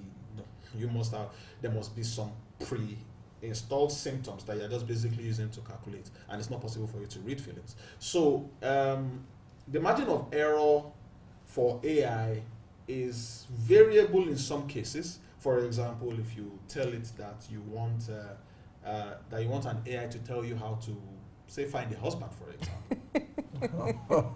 Okay? Aha, yes. The AI would probably come up with prompts like tall, dark, handsome, God-fearing, and all the basic things that you find in women's lists. But then, the AI cannot tell you what to do when you meet the person. The AI cannot tell you how to respond. The AI cannot tell you how to manage the relationship. The AI cannot even tell you if you're going to marry that person, even if that person is 100% the kind of man that you want. And the AI will need to even know you to be able to tell you this is the kind of person that will match you. So the variables are too wide. And the margin of error is too huge. But in some cases, the margin of error is quite low. Because, for example, if you want an AI to correct whatever it is that you have written in maybe a professional way, or write it as a joke, or do this and do that, the AI will do it with a margin of error of maybe like 5, below 2%. Because there is almost no joke that I've seen an AI write that is not funny. Oh my. I need to check that out. Because I like to laugh. Now, let me still latch on to this non-emotional dimension of the AI. It is not emotional, like you said. Now, let's talk about talent management. Talent management in the world of work is both an emotional exercise as well as an empirical exercise. You load data, you draw inferences from data. At the same time, you put into consideration the emotional state of being of you afterwards. There's a school of thought, there's a particular body of knowledge called emotional intelligence. Yes. Now, if AI is unemotional, if it does not have the capacity to feel, I know that employers or labor find this interesting because AI does not call for sick leave, it does not call for maternity leave, it does not go on break at will. As long as the ICs are working fine, it's good. But when HR managers now bring AI technology into talent management, that is a field that has emotional components. But you are bringing a completely emotionless entity into it. Is that not a setup for, bias and unfair treatment of the workforce itself? Okay. You coined the word perfectly, emotional intelligence. Emotional intelligence is not necessarily something that only a human can feel. Can AI feel emotional intelligence? Yes. But you just said it is not emotional. No, an AI is not emotional, but it can be trained to have emotional intelligence. Two different things. Okay, so by that, do you mean reading emotions of people based on traits they've exhibited while using it? Even though it is not emotional. Okay. So you can train an AI to become a psychologist. You can train an AI to, predict if you are crying, or you are smiling, or you are laughing. As a matter of fact, not only have they trained an AI, they have built an AI. As a matter of fact, there are about 12 or 15 advanced AI, humans. They call them AI humans. AI humans have been trained in emotional intelligence such that when you are asking them questions that are meant to be emotional, the kind of answers they will give you will drive you to extra emotions. Do you understand? Yes. So, because AI can be trained in a lot of things, it does not mean an AI can tell when, okay, forgive me, but I'm going to be a little bit descriptive. A touch cannot turn an AI on.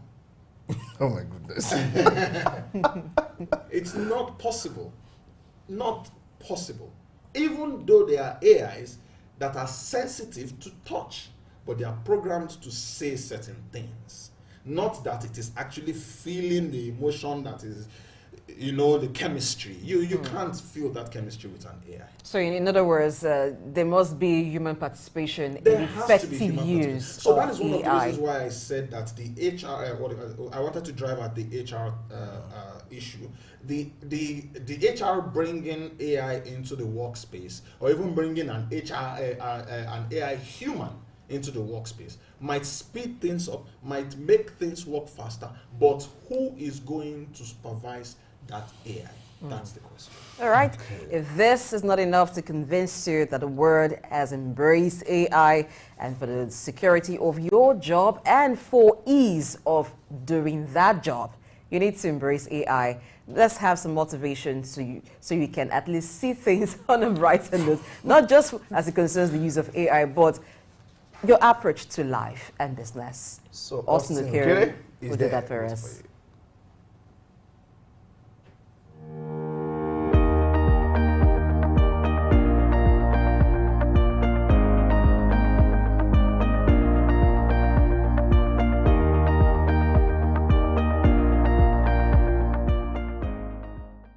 If you still insist that despite the competent people that are available to run the business after you have exited, it has to be your son or your brother or your sister, then that's where the problem is, because it's going to destroy value in the company and it's going to affect the value of your shares and returns. In that case, then it's better to put someone who has a passion for the business. In one of the Business Highlights series, I had clearly said that the company is not owned by anybody. People just have a holding in the shares of the company, and that's why they are called shareholders. Nobody is an owner of the company. The company has a life of its own, and because it's innate, this life is lived through the actions of a director. I went on to say that a company is not a kingdom that someone should then keep and insist that his son or his brother or sister should run it or inherit it. And I think there is a need for clarification to say, therefore, no son should inherit a business that his father founded. And I don't think that's the point. I think the point is that some companies are called that name just to emphasize that. Take a company called Jacob and Sons. Jacob and Sons is clearly signaling that this business is a family business, and that from the father it will go to the sons. Maybe the sons are already in the business working it with the dad. I think the issue is that just like Caesar's wife, the son that is going to come in must tick all the boxes. First, he must be passionate. Secondly, he must be competent.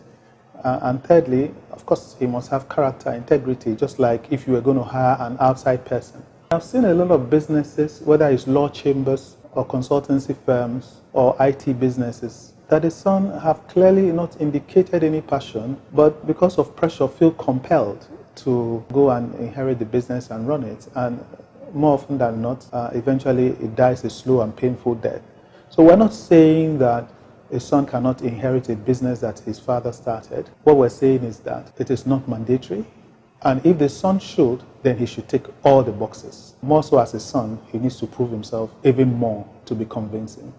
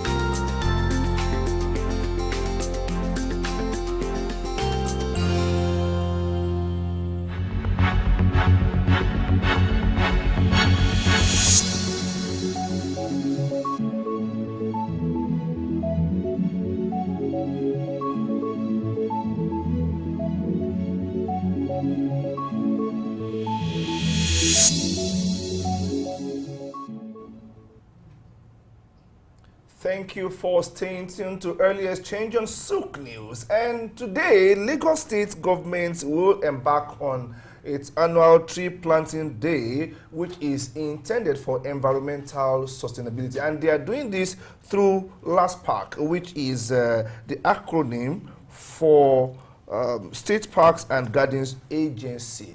We have been talking about sustainable ecosystem for quite some time now. And if a state government is doing this, it's just calling on to other state governments to emulate this and do what is needed for our environment. So I just want one of us to speak to this. Let us give an appraisal of this particular noble act by Lagos State government. Sam Orowuye is here with us as always in the studios. Let's not forget that Sam Orowuye is Director of Research and Development for Souk News. Sam, welcome this morning. A pleasure to be here. Yes.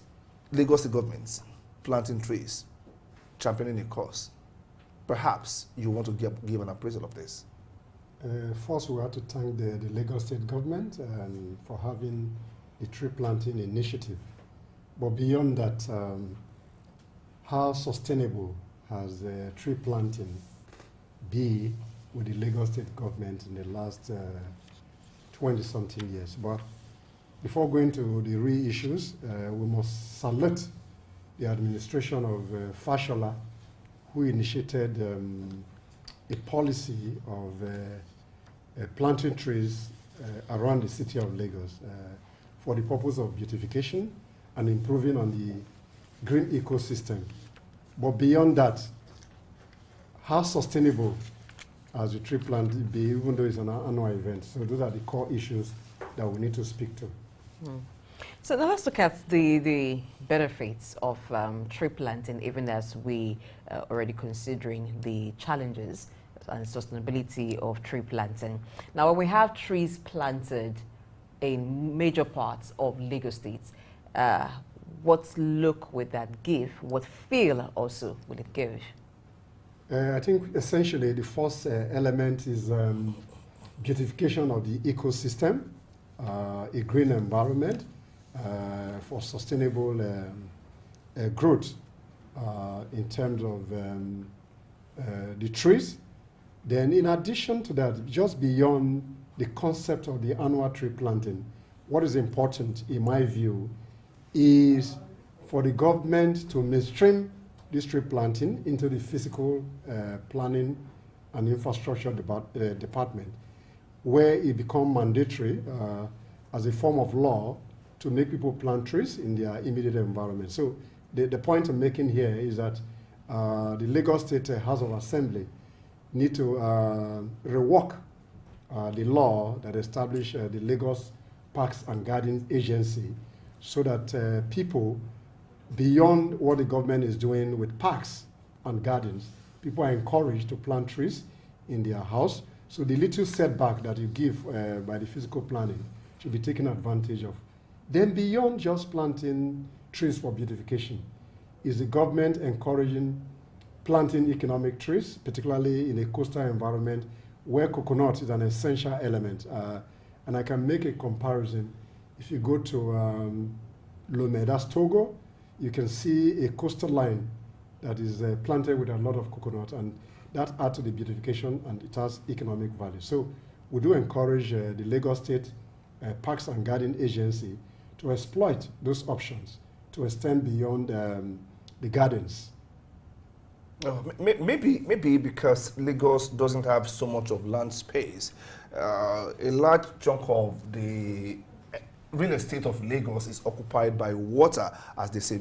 You spoke about coastal trees like coconut and so on and so forth. Even beyond that, people talk about this going beyond just the Lagos State government. What is happening to schools? How much of awareness are we doing in schools about tree planting? Because if I learned very early in my life that for every tree that is cut down, maybe I should plant like 7 more, then maybe it will be a culture by the time we grow up. Yeah, and apart from telling children from the early stage why they need to plant trees, what is being put into ensuring that they have the trees to plant? Because it is not so, if you want to plant a tree, there are some you need seeds from. There are some persons who are into horticulture, and so they have them grown to a certain level where you can buy them and then you plant. Do the children or do people have access to these easily? Because people are not done trying to make ends meet, provide daily needs. If you say plant trees, okay, it's a good initiative, but what is being put in place to ensure that they have access to the trees that they should plant? I think that is also part of the reasons why people are not planting trees. If it was just there for people to, the trees to plant, you have them, I think everybody will want to plant trees. Sam? Yes, absolutely so. But I think what is important, to speak to what Ayo said earlier, I think the Lagos State Ministry of Physical Planning must increase or take a new initiative rather to do what we call vertical development models, where the house are built vertically rather than the horizontal model that we currently practice. That give more rooms for people to plant trees. That's on the one hand. On the other hand, what is important is that for the government to annually plant trees, what are the core planning regime with the Ministry of Agriculture to provide seedlings for those plants? What are the level of research being done to grow certain elements of trees, shrubs, and economic trees, like I said earlier. So we need to have improvement, and we need to create a general awareness. And that's why I talked about development from the physical planning, where people are mandated to plant at least some few shrubs or trees when they are developing their properties. That will increase the beautification of the environment, and that will be able to sustain the ecosystem. Mm-hmm. And to add to that, I think there should be proper planning as to what area should have trees, how the spacing of the trees, because if people just plant trees indiscriminately, that also could be a disturbance to some facilities. Take for an infrastructure, take for instance electricity infrastructures. We still have cables hanging hanging in Nigeria, not as if they are buried underneath the ground. So if you have trees that are interfering with this, it may also interfere with electricity supply. So proper planning, where should the trees be planted? What is the spacing between one tree and the other? So let's look at the climatic implication of planting trees. Beyond beautification, we know that it's hot in Lagos, mostly, basically because of congestion, the population density is high, and people are saying that if we plant more trees, because we know that oxygen is released from the leaves of trees, it kind of refreshes the air that we breathe in, and at the same time absorbs the carbon dioxide that is being released, which is contributing to depletion of the ozone layer, like we learned just a few days ago on the show here. So can we just take a detailed look, or maybe a brief look, at the implication for conservation of the environment, the climate, and the ozone layer depletion, and so on and so forth? I think planting of trees will improve on the conservation of the environment, and that will help to sustain the natural habitat, and it will improve on the human ecosystem in terms of striking a balance. Therefore, rather than depleting the ozone layer, planting trees will improve on that. Okay, let's look at planting of trees, the economic benefits. Aside the economic trees that are planted, but when you have trees in gardens, when you have trees in parks, what does that invite economically? No, in terms of, if you're seeing it from a park perspective, people can make some money, particularly the government, where people come then to relax and at a minimal fee for the maintenance of the park. But I just like to use this opportunity to suggest to the Lagos State government, most of the parks currently are not looking too well. When Fashola was there, the parks were looking really, really beautiful. Therefore, we suggest that the Park and Gardens Agency need to take a closer look at some of their parks to sustain the beauty of the environment, and people are able to assess the usage of those parks that will help them. Of course, the parks even promote biodiversity and habitat creation, because a lot of younger ones don't even have an idea what a squirrel looks like apart from what they see on paper, because where would you see a squirrel in Lagos, for instance, if not in the parks? And we don't seem to understand the fact that these animals or these other organisms, either the fauna or the flora, as they it's called in balance the biology, ecosystem. they balance the ecosystem because it is part of a whole food chain. So we are depleting a lot. We talk about conservation of natural resources. We talk about endangered species of animals and of plants. Maybe if we plant these trees, definitely some species of organisms are used organisms intentionally because it goes beyond plants, goes beyond animals. Maybe some insects also will come on board. And maybe for educational reasons, it comes in handy because somebody came from the States and saw a cockroach in their compound. I mean, it was running after it. A child. Seeing a cockroach for the first time, it was interacting with a cockroach for the first time, and this is meant to be part of our natural habitat. Well, yeah, in as much as you mentioned that cockroach should be part of our natural habitat, but I don't think I would want to have roaches around. No, it depends on where. If you don't have roaches, there's a problem somewhere. It depends on where you're having them. Okay.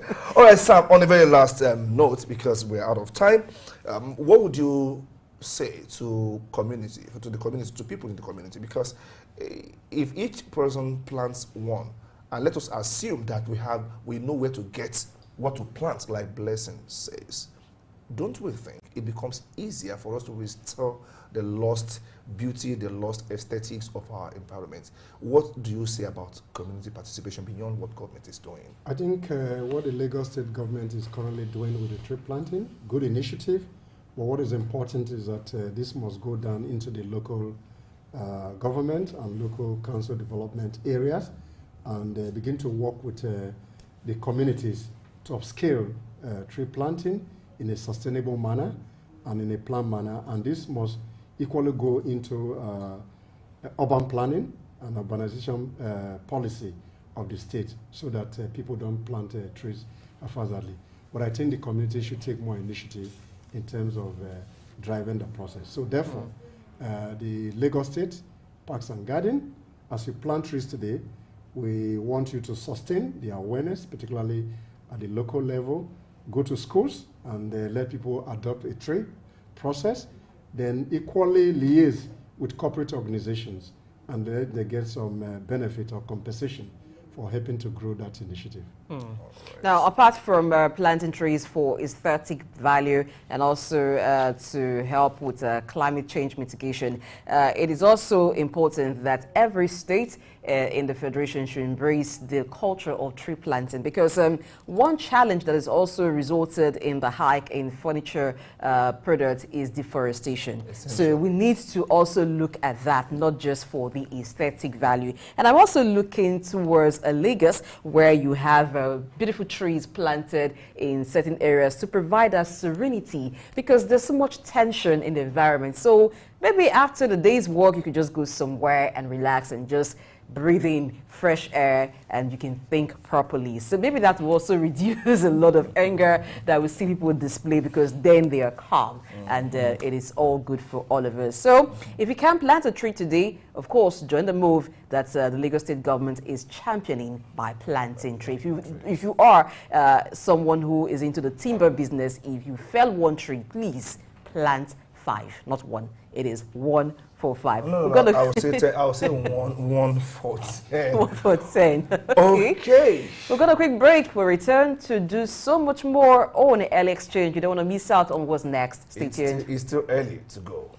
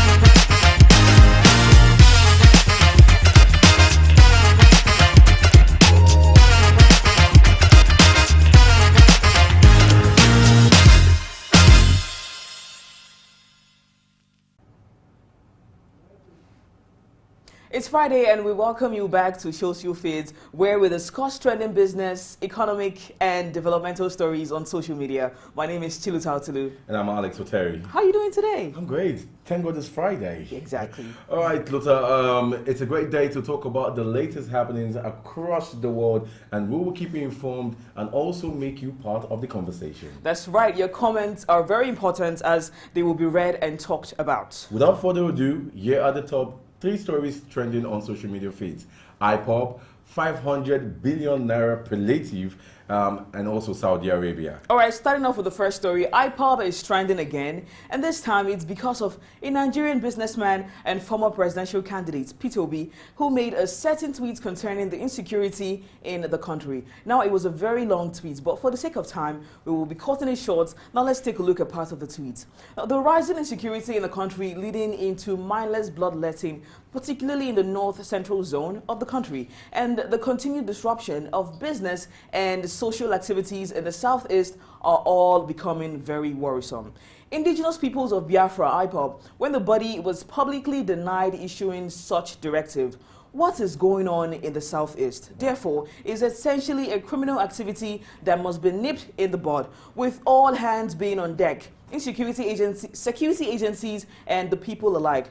The Southeast governors are to be commended for their renewed efforts at curbing this menace, but there needs to be need for more strategic and intelligence-driven in our approach to reducing the suffering of innocent people. Therefore, I would like to urge critical stakeholders in these areas, traditional Christian and Muslim leaders, to continue pushing the peace among their people in the way and manner they conduct themselves. Now, these were parts of the tweet, and Nigerians didn't go easy on him for this tweet, but we'll be reading those comments now. All right, so Arsenal fan says, when he no talk, them criticize. Now when he don't talk, them still they give him left, right, and center. Human beings will never be satisfied. I know you would agree with that, Dr. CMO GEFC says Simon Ikpa, representing IPOB, has continually issued sit-at-home directive publicly. We must hold IPOB responsible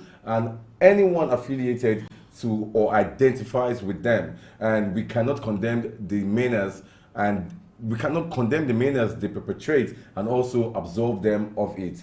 Mazi Izuna says the Southeast governors are only concerned about the security of their families only. The total overall is needed in the Southeast. I think that's too much of an accusation. But Omodelta said, I support you, sir, but you're showing yourself to be weak. This write-up only came after the opposition criticized you. It's not from your heart. Are you sure they are not more to you and Biafra? Nigerians. Idris A. Oni, PhD, says, IPOB is a proscribed terrorist organization. How could you, a presidential candidate, in the more recent general election, speak of them?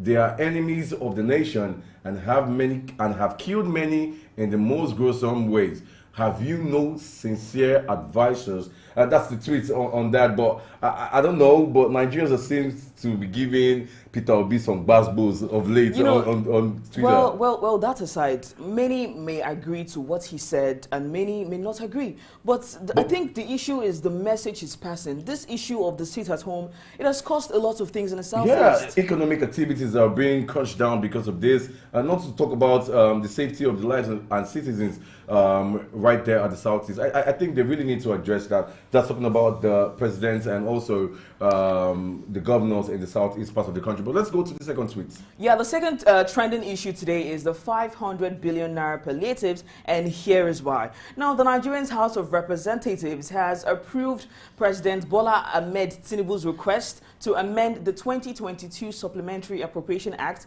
This is to source 500 billion naira from the budget to provide palliatives to cushion the effect of fuel removal subsidy. And the president wrote to the National Assembly seeking an amendment to the act to allow the government to source 500 billion naira. This fund is to source for funds to provide necessary palliatives to cushion the effects of the recent removal of fuel subsidy in Nigeria. Now, the letter from the president read, Yes, that was what the president said. The House of on Thursday, that was yesterday, considered the president's request and granted the approval. Now, what are your thoughts on this, Alex? Well, I think whatever palliative that's going to be let out should be something that is substantial to and inclusive of all the citizens, because you just can't start giving palliatives without being inclusive. I mean, there will be a lot of banter here and there in the country about that. Do you think 500 billion naira will be well enough for the whole Nigeria? The entire Nigerians? Oh,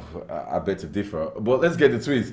Ezeogo P said, such money is not enough for poor Northerners to start lives, and they will still remain in miserable conditions. I think the best thing Northerners need is to end the terrorists, Fulanis, jihadis, Islamic headsmen killing. Not money can disappear within one day. And also, 30 hashtag says, throw money at inflation. Surely Tinubu have good economic team.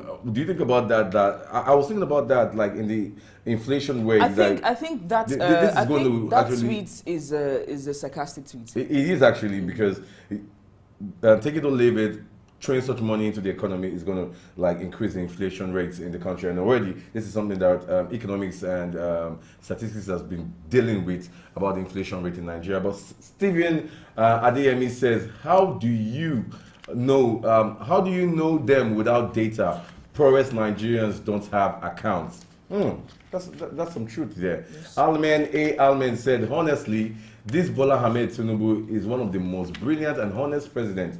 See how he created a lot of development and jobs within a short period. I wish Tinubu would stay in power for at least 30 years and hand over to Remi Tinubu for like 20 years for better Nigeria. Do you see some sarcasm in there, or am I just the one? Because I mean, that's not democracy anymore. No, I think that was just purely sarcasm. Sarcasm, right? All right, we agree with that on that. Okay, Otumba of Lagos says they're about to cash out because I know Nigerians will get nothing out of this 500 billion. But you know that there's an article I read. There was a financial expert that was trying to talk about how this money should be embossed to reach all of Nigerians. So he said that the 500 billion naira should be shared amongst all the local governments in Nigeria, and it should be used to start up a school acquisition.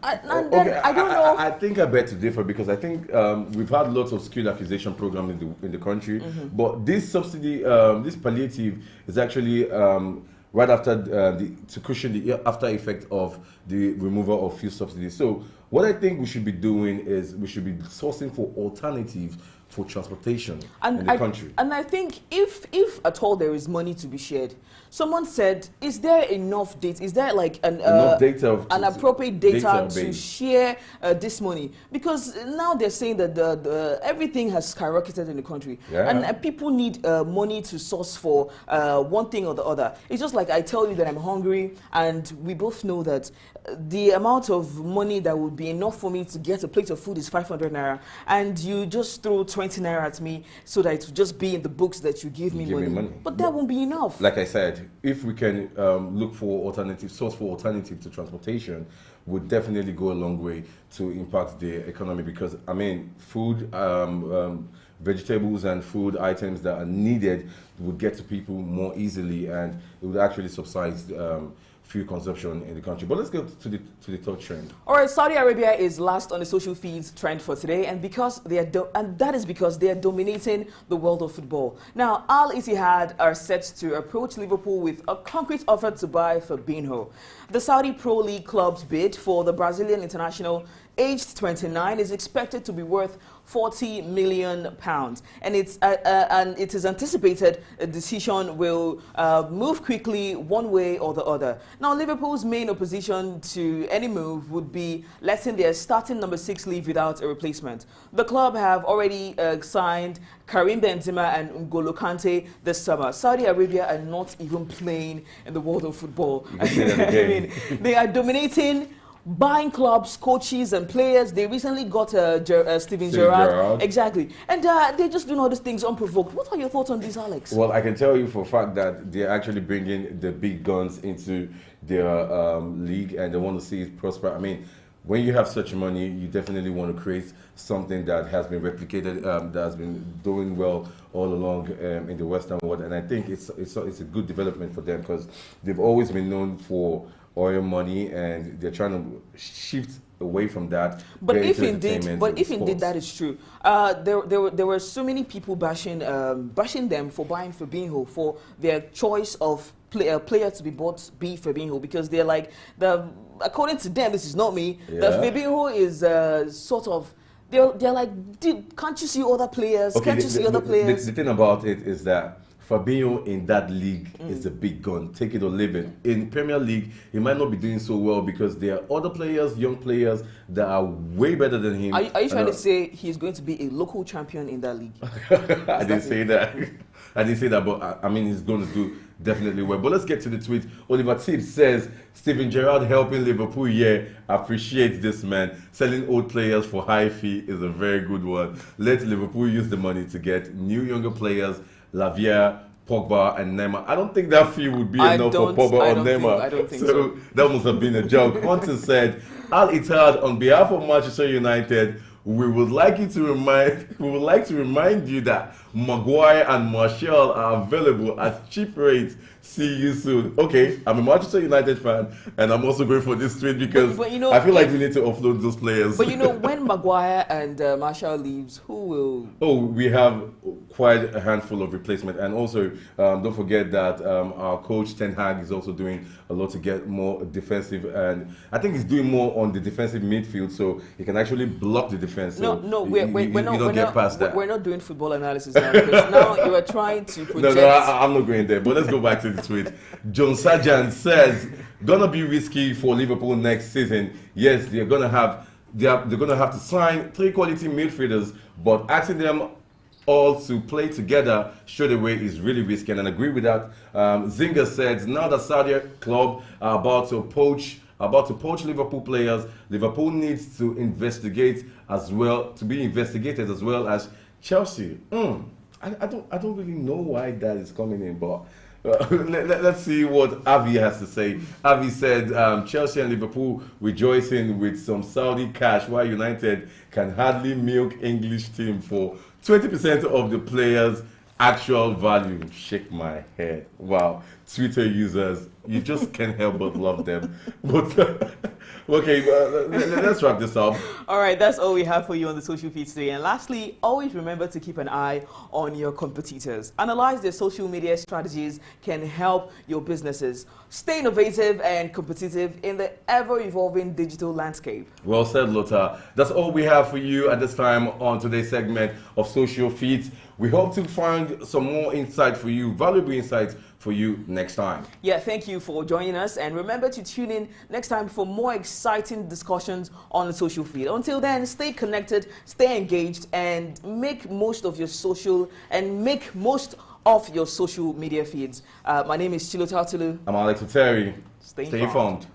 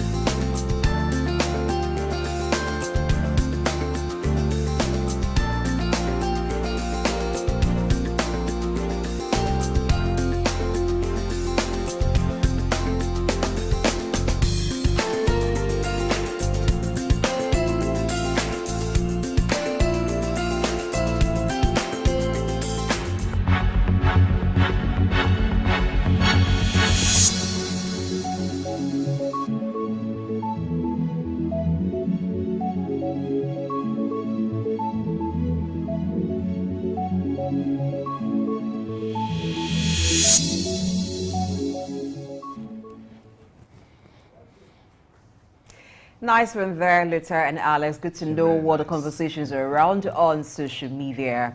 Now, as we move ahead, culture is one thing that is very, very much celebrated in Africa. That is because Africans are proud of who they are.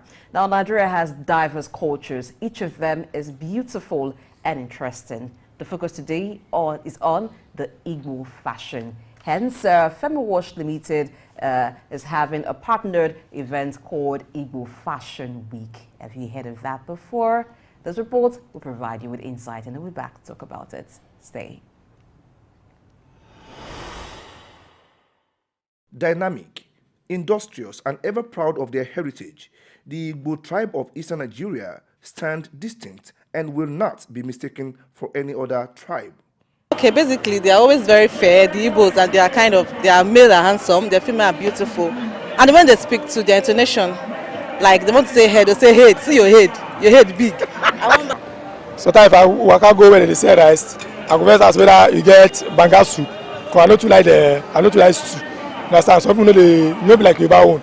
I know tomato that they use, so I prefer my shop banga than stew. But if I swallow, I will show up ofaku or draw soup. See the way they call am ofaku. Firstly, when you are with a Igbo guy, between the first to 5 minutes, you hear them speak their language.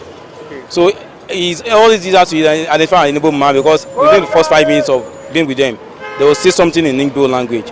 And two, for the first 5 minutes, anything you hear them saying is about money. Money. So Igbo people, they like money. I would say I enjoy Ofo Nubu. Ofo Nubu, yeah.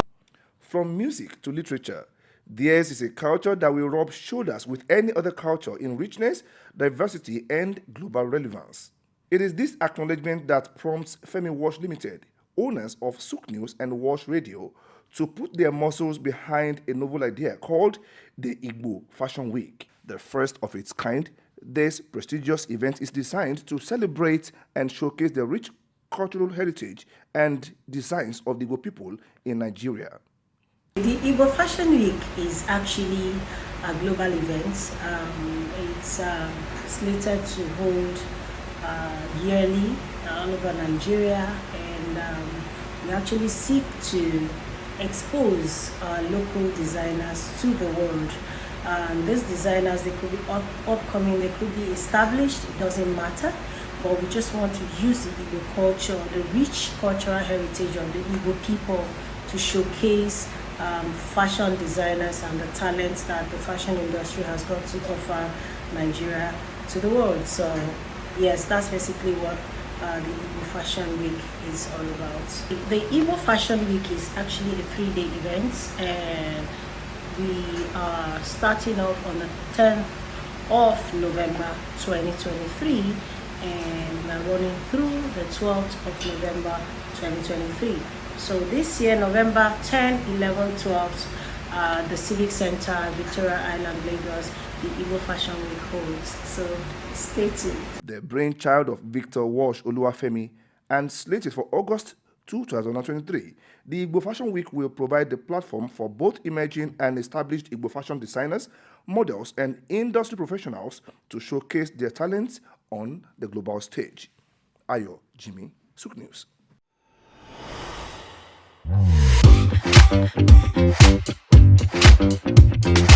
My name is Jane, Ambassador Jane Obianuju Odibo. I am the director of the Igbo Fashion Week project. Thank you. Okay, the Igbo Fashion Week is actually a global event. It's slated to hold yearly all over Nigeria, and we actually seek to expose local designers to the world. These designers, they could be upcoming, they could be established, it doesn't matter, but we just want to use the Igbo culture, the rich cultural heritage of the Igbo people to showcase fashion designers and the talents that the fashion industry has got to offer Nigeria to the world. So yes, that's basically what the Igbo Fashion Week is all about. Okay, who can participate? Everybody can. Everybody. And when I mean everybody, especially people who are very, very big in the fashion industry. And fashion is not just about clothing; it entails a lot. Apart from the fact that you have to wear clothing, you also need makeup, you need hair, you need accessories, earrings, fashion models, a whole lot, so everybody can participate in the Igbo Fashion Week. So you are all welcome. Yes, you're welcome.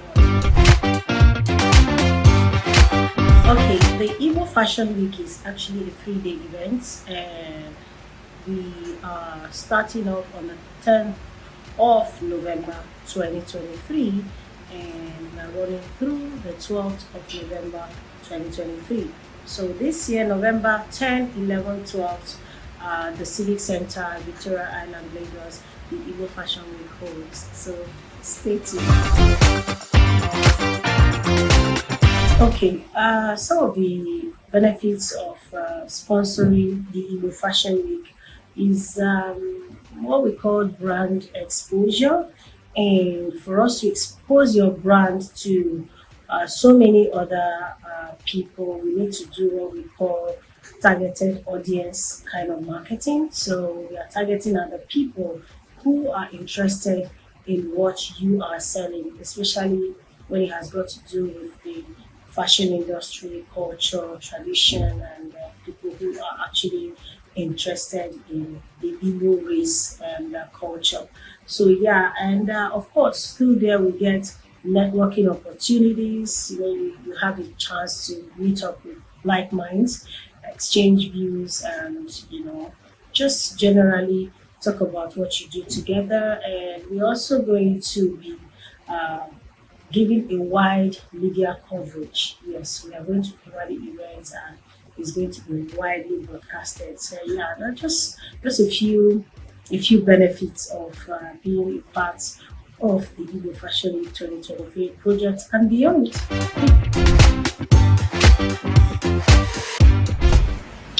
All right. Okay, to be a participant, first of all, follow us on all social media platforms shown on your screen at Igbo Fashion WK on Instagram, at Igbo Fashion WK on Facebook, and of course send us DMs, ask any question. We have professionals waiting to take your questions, give you the answers in record time. So yes, to participate, just follow us on all social media platforms to find out how. Thank you.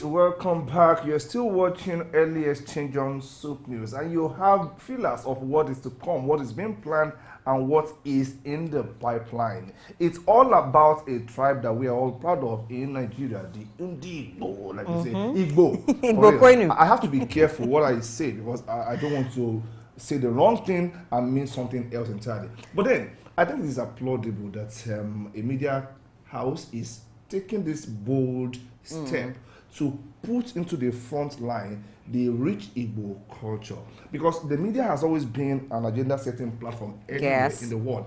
And if we are to get far as a people, we have to promote cultural integration. The Igbos are everywhere in Nigeria. They are known for their resilience, for their dynamism, and we feel that they are our brothers and sisters. We don't feel like they're actually our brothers and sisters. They are really. See, when I say we feel, we belong together. We have shared history, we have shared culture in a particular context, and now that a media house is pushing this out and making it a global event is applaudable. If not a media house, which sector would you expect to push this? Because the media is the agenda setter for society. And if you watch Nollywood movies a lot, then of course you must have seen lots of representation of the Igbo culture, from the outfits, especially when it has to do with movies that are around the theme of royalty, with the Igwe and the Lolo thing, you know, even what they wear. So Igbo Fashion Week,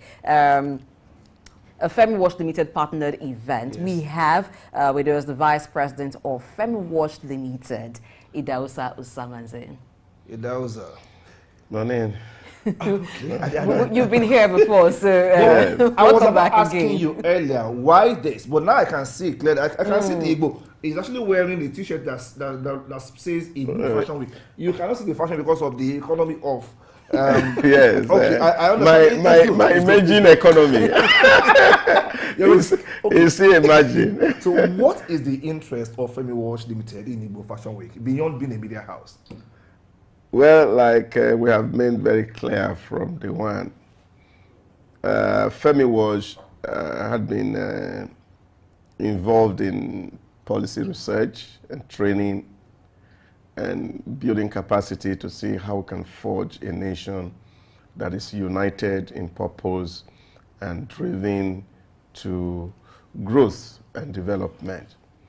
And we see that one of the centrifugal forces around us is this tribe and ethnicity. And what is in for us is to see, rather than celebrate what are negative, it is right to do and celebrate things that are positive. The whole thing is happening around us. It's not all bad and worse. There are good things that we can see. The vibrancy, the creativity of fashion people from the Southeast origin now spreading across the Federation is something that is worth showcasing.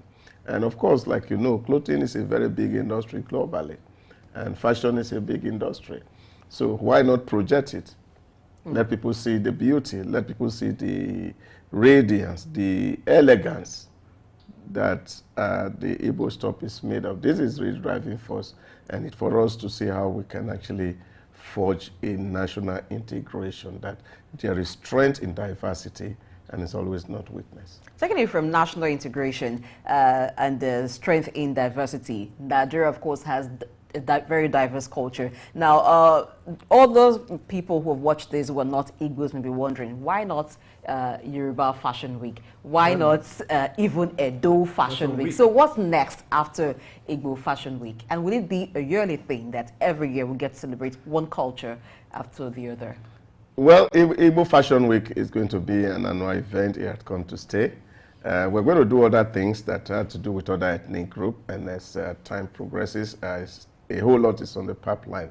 But when you say why Igbo, you also say in the conversation for national integration, the feeling of marginalization, the feeling of exclusion of people of Igbo extraction is hyped,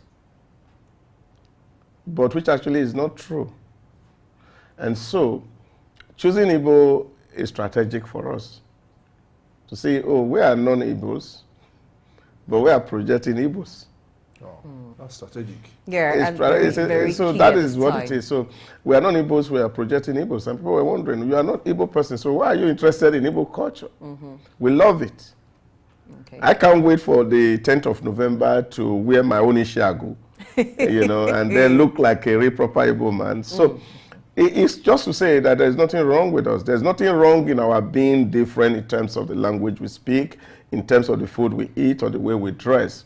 That all we need to do is harness all these diversity together and build a one solid nation that we all can be proud of. Okay, diversity is actually a strength, not a weakness anywhere in the world. It's all about how we manage the narratives that we use. And I am glad that a media house is managing this narrative. I am glad that you are not Igbo, but you are pushing the Igbo Fashion Week as a top a top-notch, culture. We know that. Yes, you say? And I think this is the best time to do this because considering that we just came from an election where there was a lot of tribal issues and two tribes were actually pitched against each other by some persons who were not actually interested in the unity of Nigeria. Some made it a tribal war, pitching Yorubas against Igbo. So this is the time to talk about unity. Like Idahosa said, he's not Igbo, but he's celebrating Igbo. So that means that we see the Igbos, Nigerians will see the Igbos for the beautiful people that they are celebrating, not just fashion, but also the culture, the industriousness of the people from that region. Essentially, we need one another to rise. Yeah, we are better together. Together, that is justice. Okay, so if you would say a word to participants or would be participants, either from the corporate front or from personal spaces, what would you say? Why should I be part of it? Beyond, okay, I want to come and celebrate the Igbo culture. Yeah, it's not just celebrating the Igbo culture. It's also expanding the horizon for fashion designers in this area. What that means is that as we promote this culture and the fashion of Igbo people, a lot of people will be empowered. We want a lot of people to participate in it. We even want it across tribes. And that is why, even in the call for model, we didn't restrict it to only Igbo people. Oh, non-Igbos can actually come about really? Oh, yes, of course. Oh, we have a lot of non-Igbo people who are going to be modeled today in the venue, which is currently ongoing at the moment. So it's not about Igbo people alone. It's about the corporate Nigeria. It's for us to understand that, look, if this industry is vibrant, people can make a lot of money. And of course, as people make money, the state become richer for it. Well, good to know that money is involved because money makes the world go around. All right, that's a good one there. So if you're interested in participating in the Igbo Fashion Week in whatever capacity, whether as a designer, whether as a model, you can always do that. Just get in contact with Femi Wash Limited and you would get to know that. Of course, details on how you can contact Femi Wash Limited will be on the screen, so you can have that. And subsequently, if not the Vice President of Femi Wash Limited coming to inform us on updates and a reminder of this great event, there will be other persons who will come in. The coordinator, we just watched Jane Odibo talk about the Igbo Fashion Week. So, of course, it's a good thing for us as a nation. Your culture might be the next. And we should wait for that. Okay, the show is still early exchange and we are not done yet. We still have quite some minutes to spend there and we have just one more issue to look at after this break. Stay.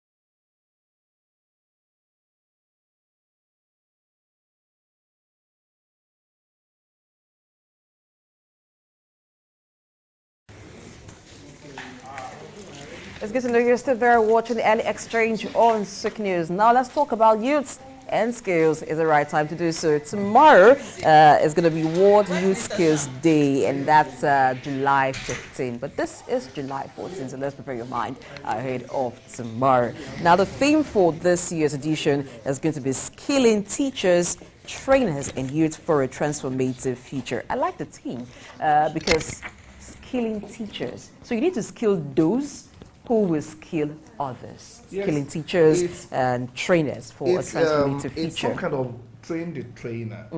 The quality of the teachers feeds directly into the quality of the output. Yes. If you have the wrong teacher, you will have terrible outputs. People say that many of our youths are not employable. We have graduates of mass communication, with due respect, who cannot communicate. We have mechanical engineers on paper who cannot fix anything mechanical. And if you look at it critically, while you might want to blame the students or the graduates for not being able to perform or fit into the world of work, then you have to also look at the quality of the education they had, which is a function of the quality of the teachers. So if the UN is looking at skilling teachers as a theme, I think it's apt because, like I said, when you have the right skills residents in the teachers, then there is the high chance of that being passed across, because you can only give what you have. Out of the abundance of the heart, the mouth speaks. Okay, and the methods to which skills, the method in which skills are imparted is also very important, because you have persons who are good teachers, they know the skill, or the trainers, they know the skill, but the method in which they impart this knowledge is an issue, because that's one key thing. You find some persons who tell you, I never liked mathematics because the teacher of mathematics made it boring. But maybe when they had a different teacher, the approach to teaching mathematics was very interesting for the children. He made them laugh. He made it simple. He simplified it in a way that they could follow along in his teaching. And so you had more students wanting to learn mathematics. The same thing for skills. Some teachers or some trainers need to improve on the methodology in which they impart skills. Yes, essentially, let me talk a little bit on the mathematics that you mentioned. We had a further maths teacher back then in school, and her first class, a woman for that matter, her first class, she told us there is nothing further about mathematics. It is still mathematics, because when we call it further maths, it puts you in a mental block. So she had to douse attention. And trust me, by the time she started teaching us, we all just felt this is just math, essentially. Maybe it just makes you smarter. Okay, so it doesn't become just our conversation. But let me share experience with you. When you mentioned mathematics, you know, once you say mathematics, a lot of things will come to mind. We had a teacher once who... Did you fail it? I did not fail mathematics. Okay. But I had one teacher at one time who, once it gets into the class, you misbehave, I'll just flog you anyhow. So once you hear, I'll just flog you anyhow. So whether or not you understand, do you understand? You nod in agreement, yes, sir. All right, Sam Olobuye is back in the house. Oh, you're smiling. You are a teacher in a particular context, and we're talking about the World Youth Skills Day, and we're looking at, as a theme, skilling teachers, trainers, and youth for a transformative future. How equipped are our teachers? Teachers in this context doesn't really mean the classroom teachers, those who are in any position to impart knowledge to the younger generation. How equipped are we in this world? All right, thank you very much indeed for having me. I think essentially before we look at teachers, we need to put into perspective the World Skills Day, which was essentially put up by the UN in 2014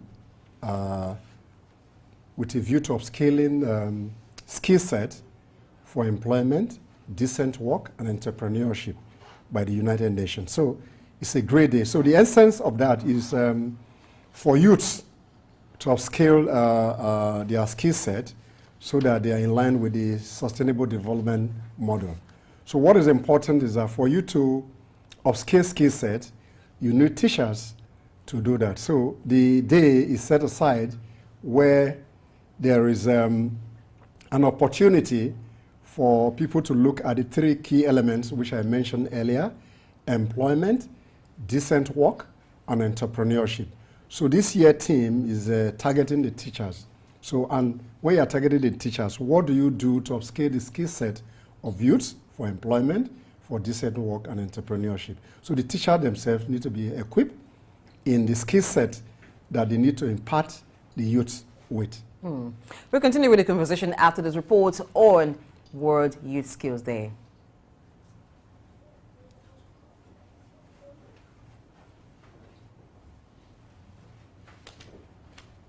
It seems we are still...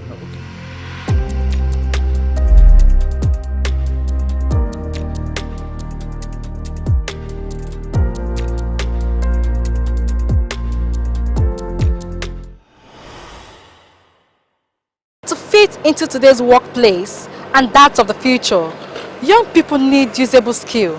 This is one of the ways the United Nations established July 15th every year as the World Youth Skill Day to address skill gap and prepare young people for employment. World Youth Skills Day 2023.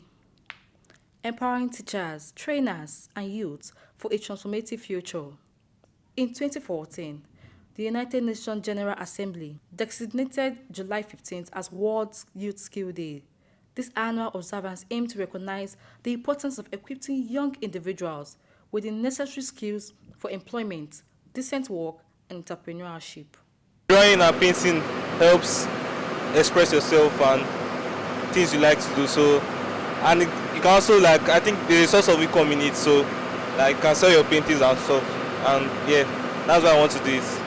But if I go into it or acquire it just for personal enjoyment and yeah, to express myself in through painting and other things. Decoration, interiors decoration. I admire good things like good home, beautiful homes and money. So there is money in interiors decoration. The theme for World Skill Day 2023 is skilling teachers, trainers, and youth for a transformative future. It emphasizes the crucial role of teachers, trainers, and other educators in preparing young people to enter the workforce successfully and actively contribute to their communities and cultures. In a random chat with Sook News crew on the essence of the day, some young people spoke of their perceived skill gaps and what they intend to do about them. Imagine you have two sources of income and acquire skills. If you live robustly and such an individual will better the society, it will be able also to employ more people and contribute to society. So it's fine, and I would love to have a test skills, but I'm privileged. Self-independence, as I said earlier, to make me be a boss of my own. So it's of benefit in that regard. It's of benefit in that aspect. Observers say if the theme of this year's World Youth Skill Day is implemented to the letter, it will go a long way in addressing the challenges of turning out ill-equipped graduates from our tertiary institution and prepare them to thrive in a world where only the fittest survive. Chamaka Opara, Sook News.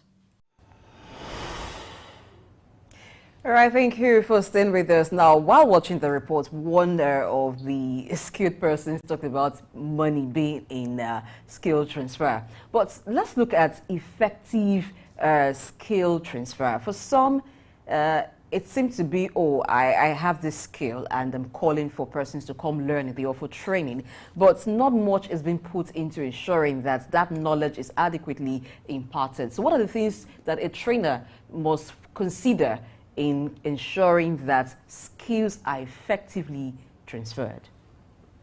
Thank you. For you to be able to transfer skills, you must be equipped with such skills, such transferable skills. So what is important is that you need to improve on your knowledge, essentially. Then, like I said, you have what you call a triangle of success, what you call CAS, knowledge, attitude, and skills. So these three elements must work in tandem equally with those trainers who want to impart knowledge. So for you to impart knowledge, you must have knowledge so that you can impart those knowledge. So for you to be able to improve on your skill set, you need to develop your skill set so that those skill sets are transferred, and they are simply called transferable and adaptable skill set. So teachers, trainers must have those skill sets so that they can transfer them for sustainable development. Okay, when you talk about transferring skill sets or imparting knowledge, it doesn't have to happen in the classroom environment only. We have industry professionals coming into the teaching space also, and that is the whole essence of COS and arrangements like that. How more do you think the classroom should collaborate with the industry to ensure that while we have academic skill sets in one area, we have the hands-on training that we can actually latch onto? What more can we do to collaborate? Are we having enough of it now? Because we're talking about transfer of skill. Yes, I think essentially this year's team, even though you're skilling teachers and trainers, what you're talking about is how do you dovetail a vocational skill set with soft skill sets in order to sustain the skill set for youths. So it's important that we need to improve on our vocational education so that people can have what you call a hands-on experience from industry point of view. And those in the academia, what we need to do is it should be a better collaboration between the TAN and GAN, where the universities and polytechnics are working in line or in tandem with the industry so that they can improve on the skill set for youths. Okay. Now, quickly before we go, they used to say the knowledge is lost, but is that still true today? Are there certain areas that youth should focus on to acquire skills now, or just acquire any skill? No, what is important is that as you acquire skills, you must look at what is trending in the industry. So you need to balance your own peculiarity in terms of what kind of skills that you can quickly upgrade yourself through training so that you can use that in the industry. Thank you very much. And as I will come to the end of the show today, it's been a wonderful week, Monday to Friday. We appreciate your time with us all through these days. Yeah, we say thank you. Thank you to everybody that has been part of this production. Starting from you that have been part of the watching audience, because without you being there, we cannot be here. And to my producer, Lady B, Booming Idowu, I want to say thank you. And the entire crew, yes, I call her thumbs up producer. Thumbs up to the crew, yeah. And all our guests that we've had during the week, I say thank you to you. Monday is another day. And we will be here, and you will be here. 7 a.m. West African time. I am Blessing Daichi. And my name is Ayo Chini. Bye.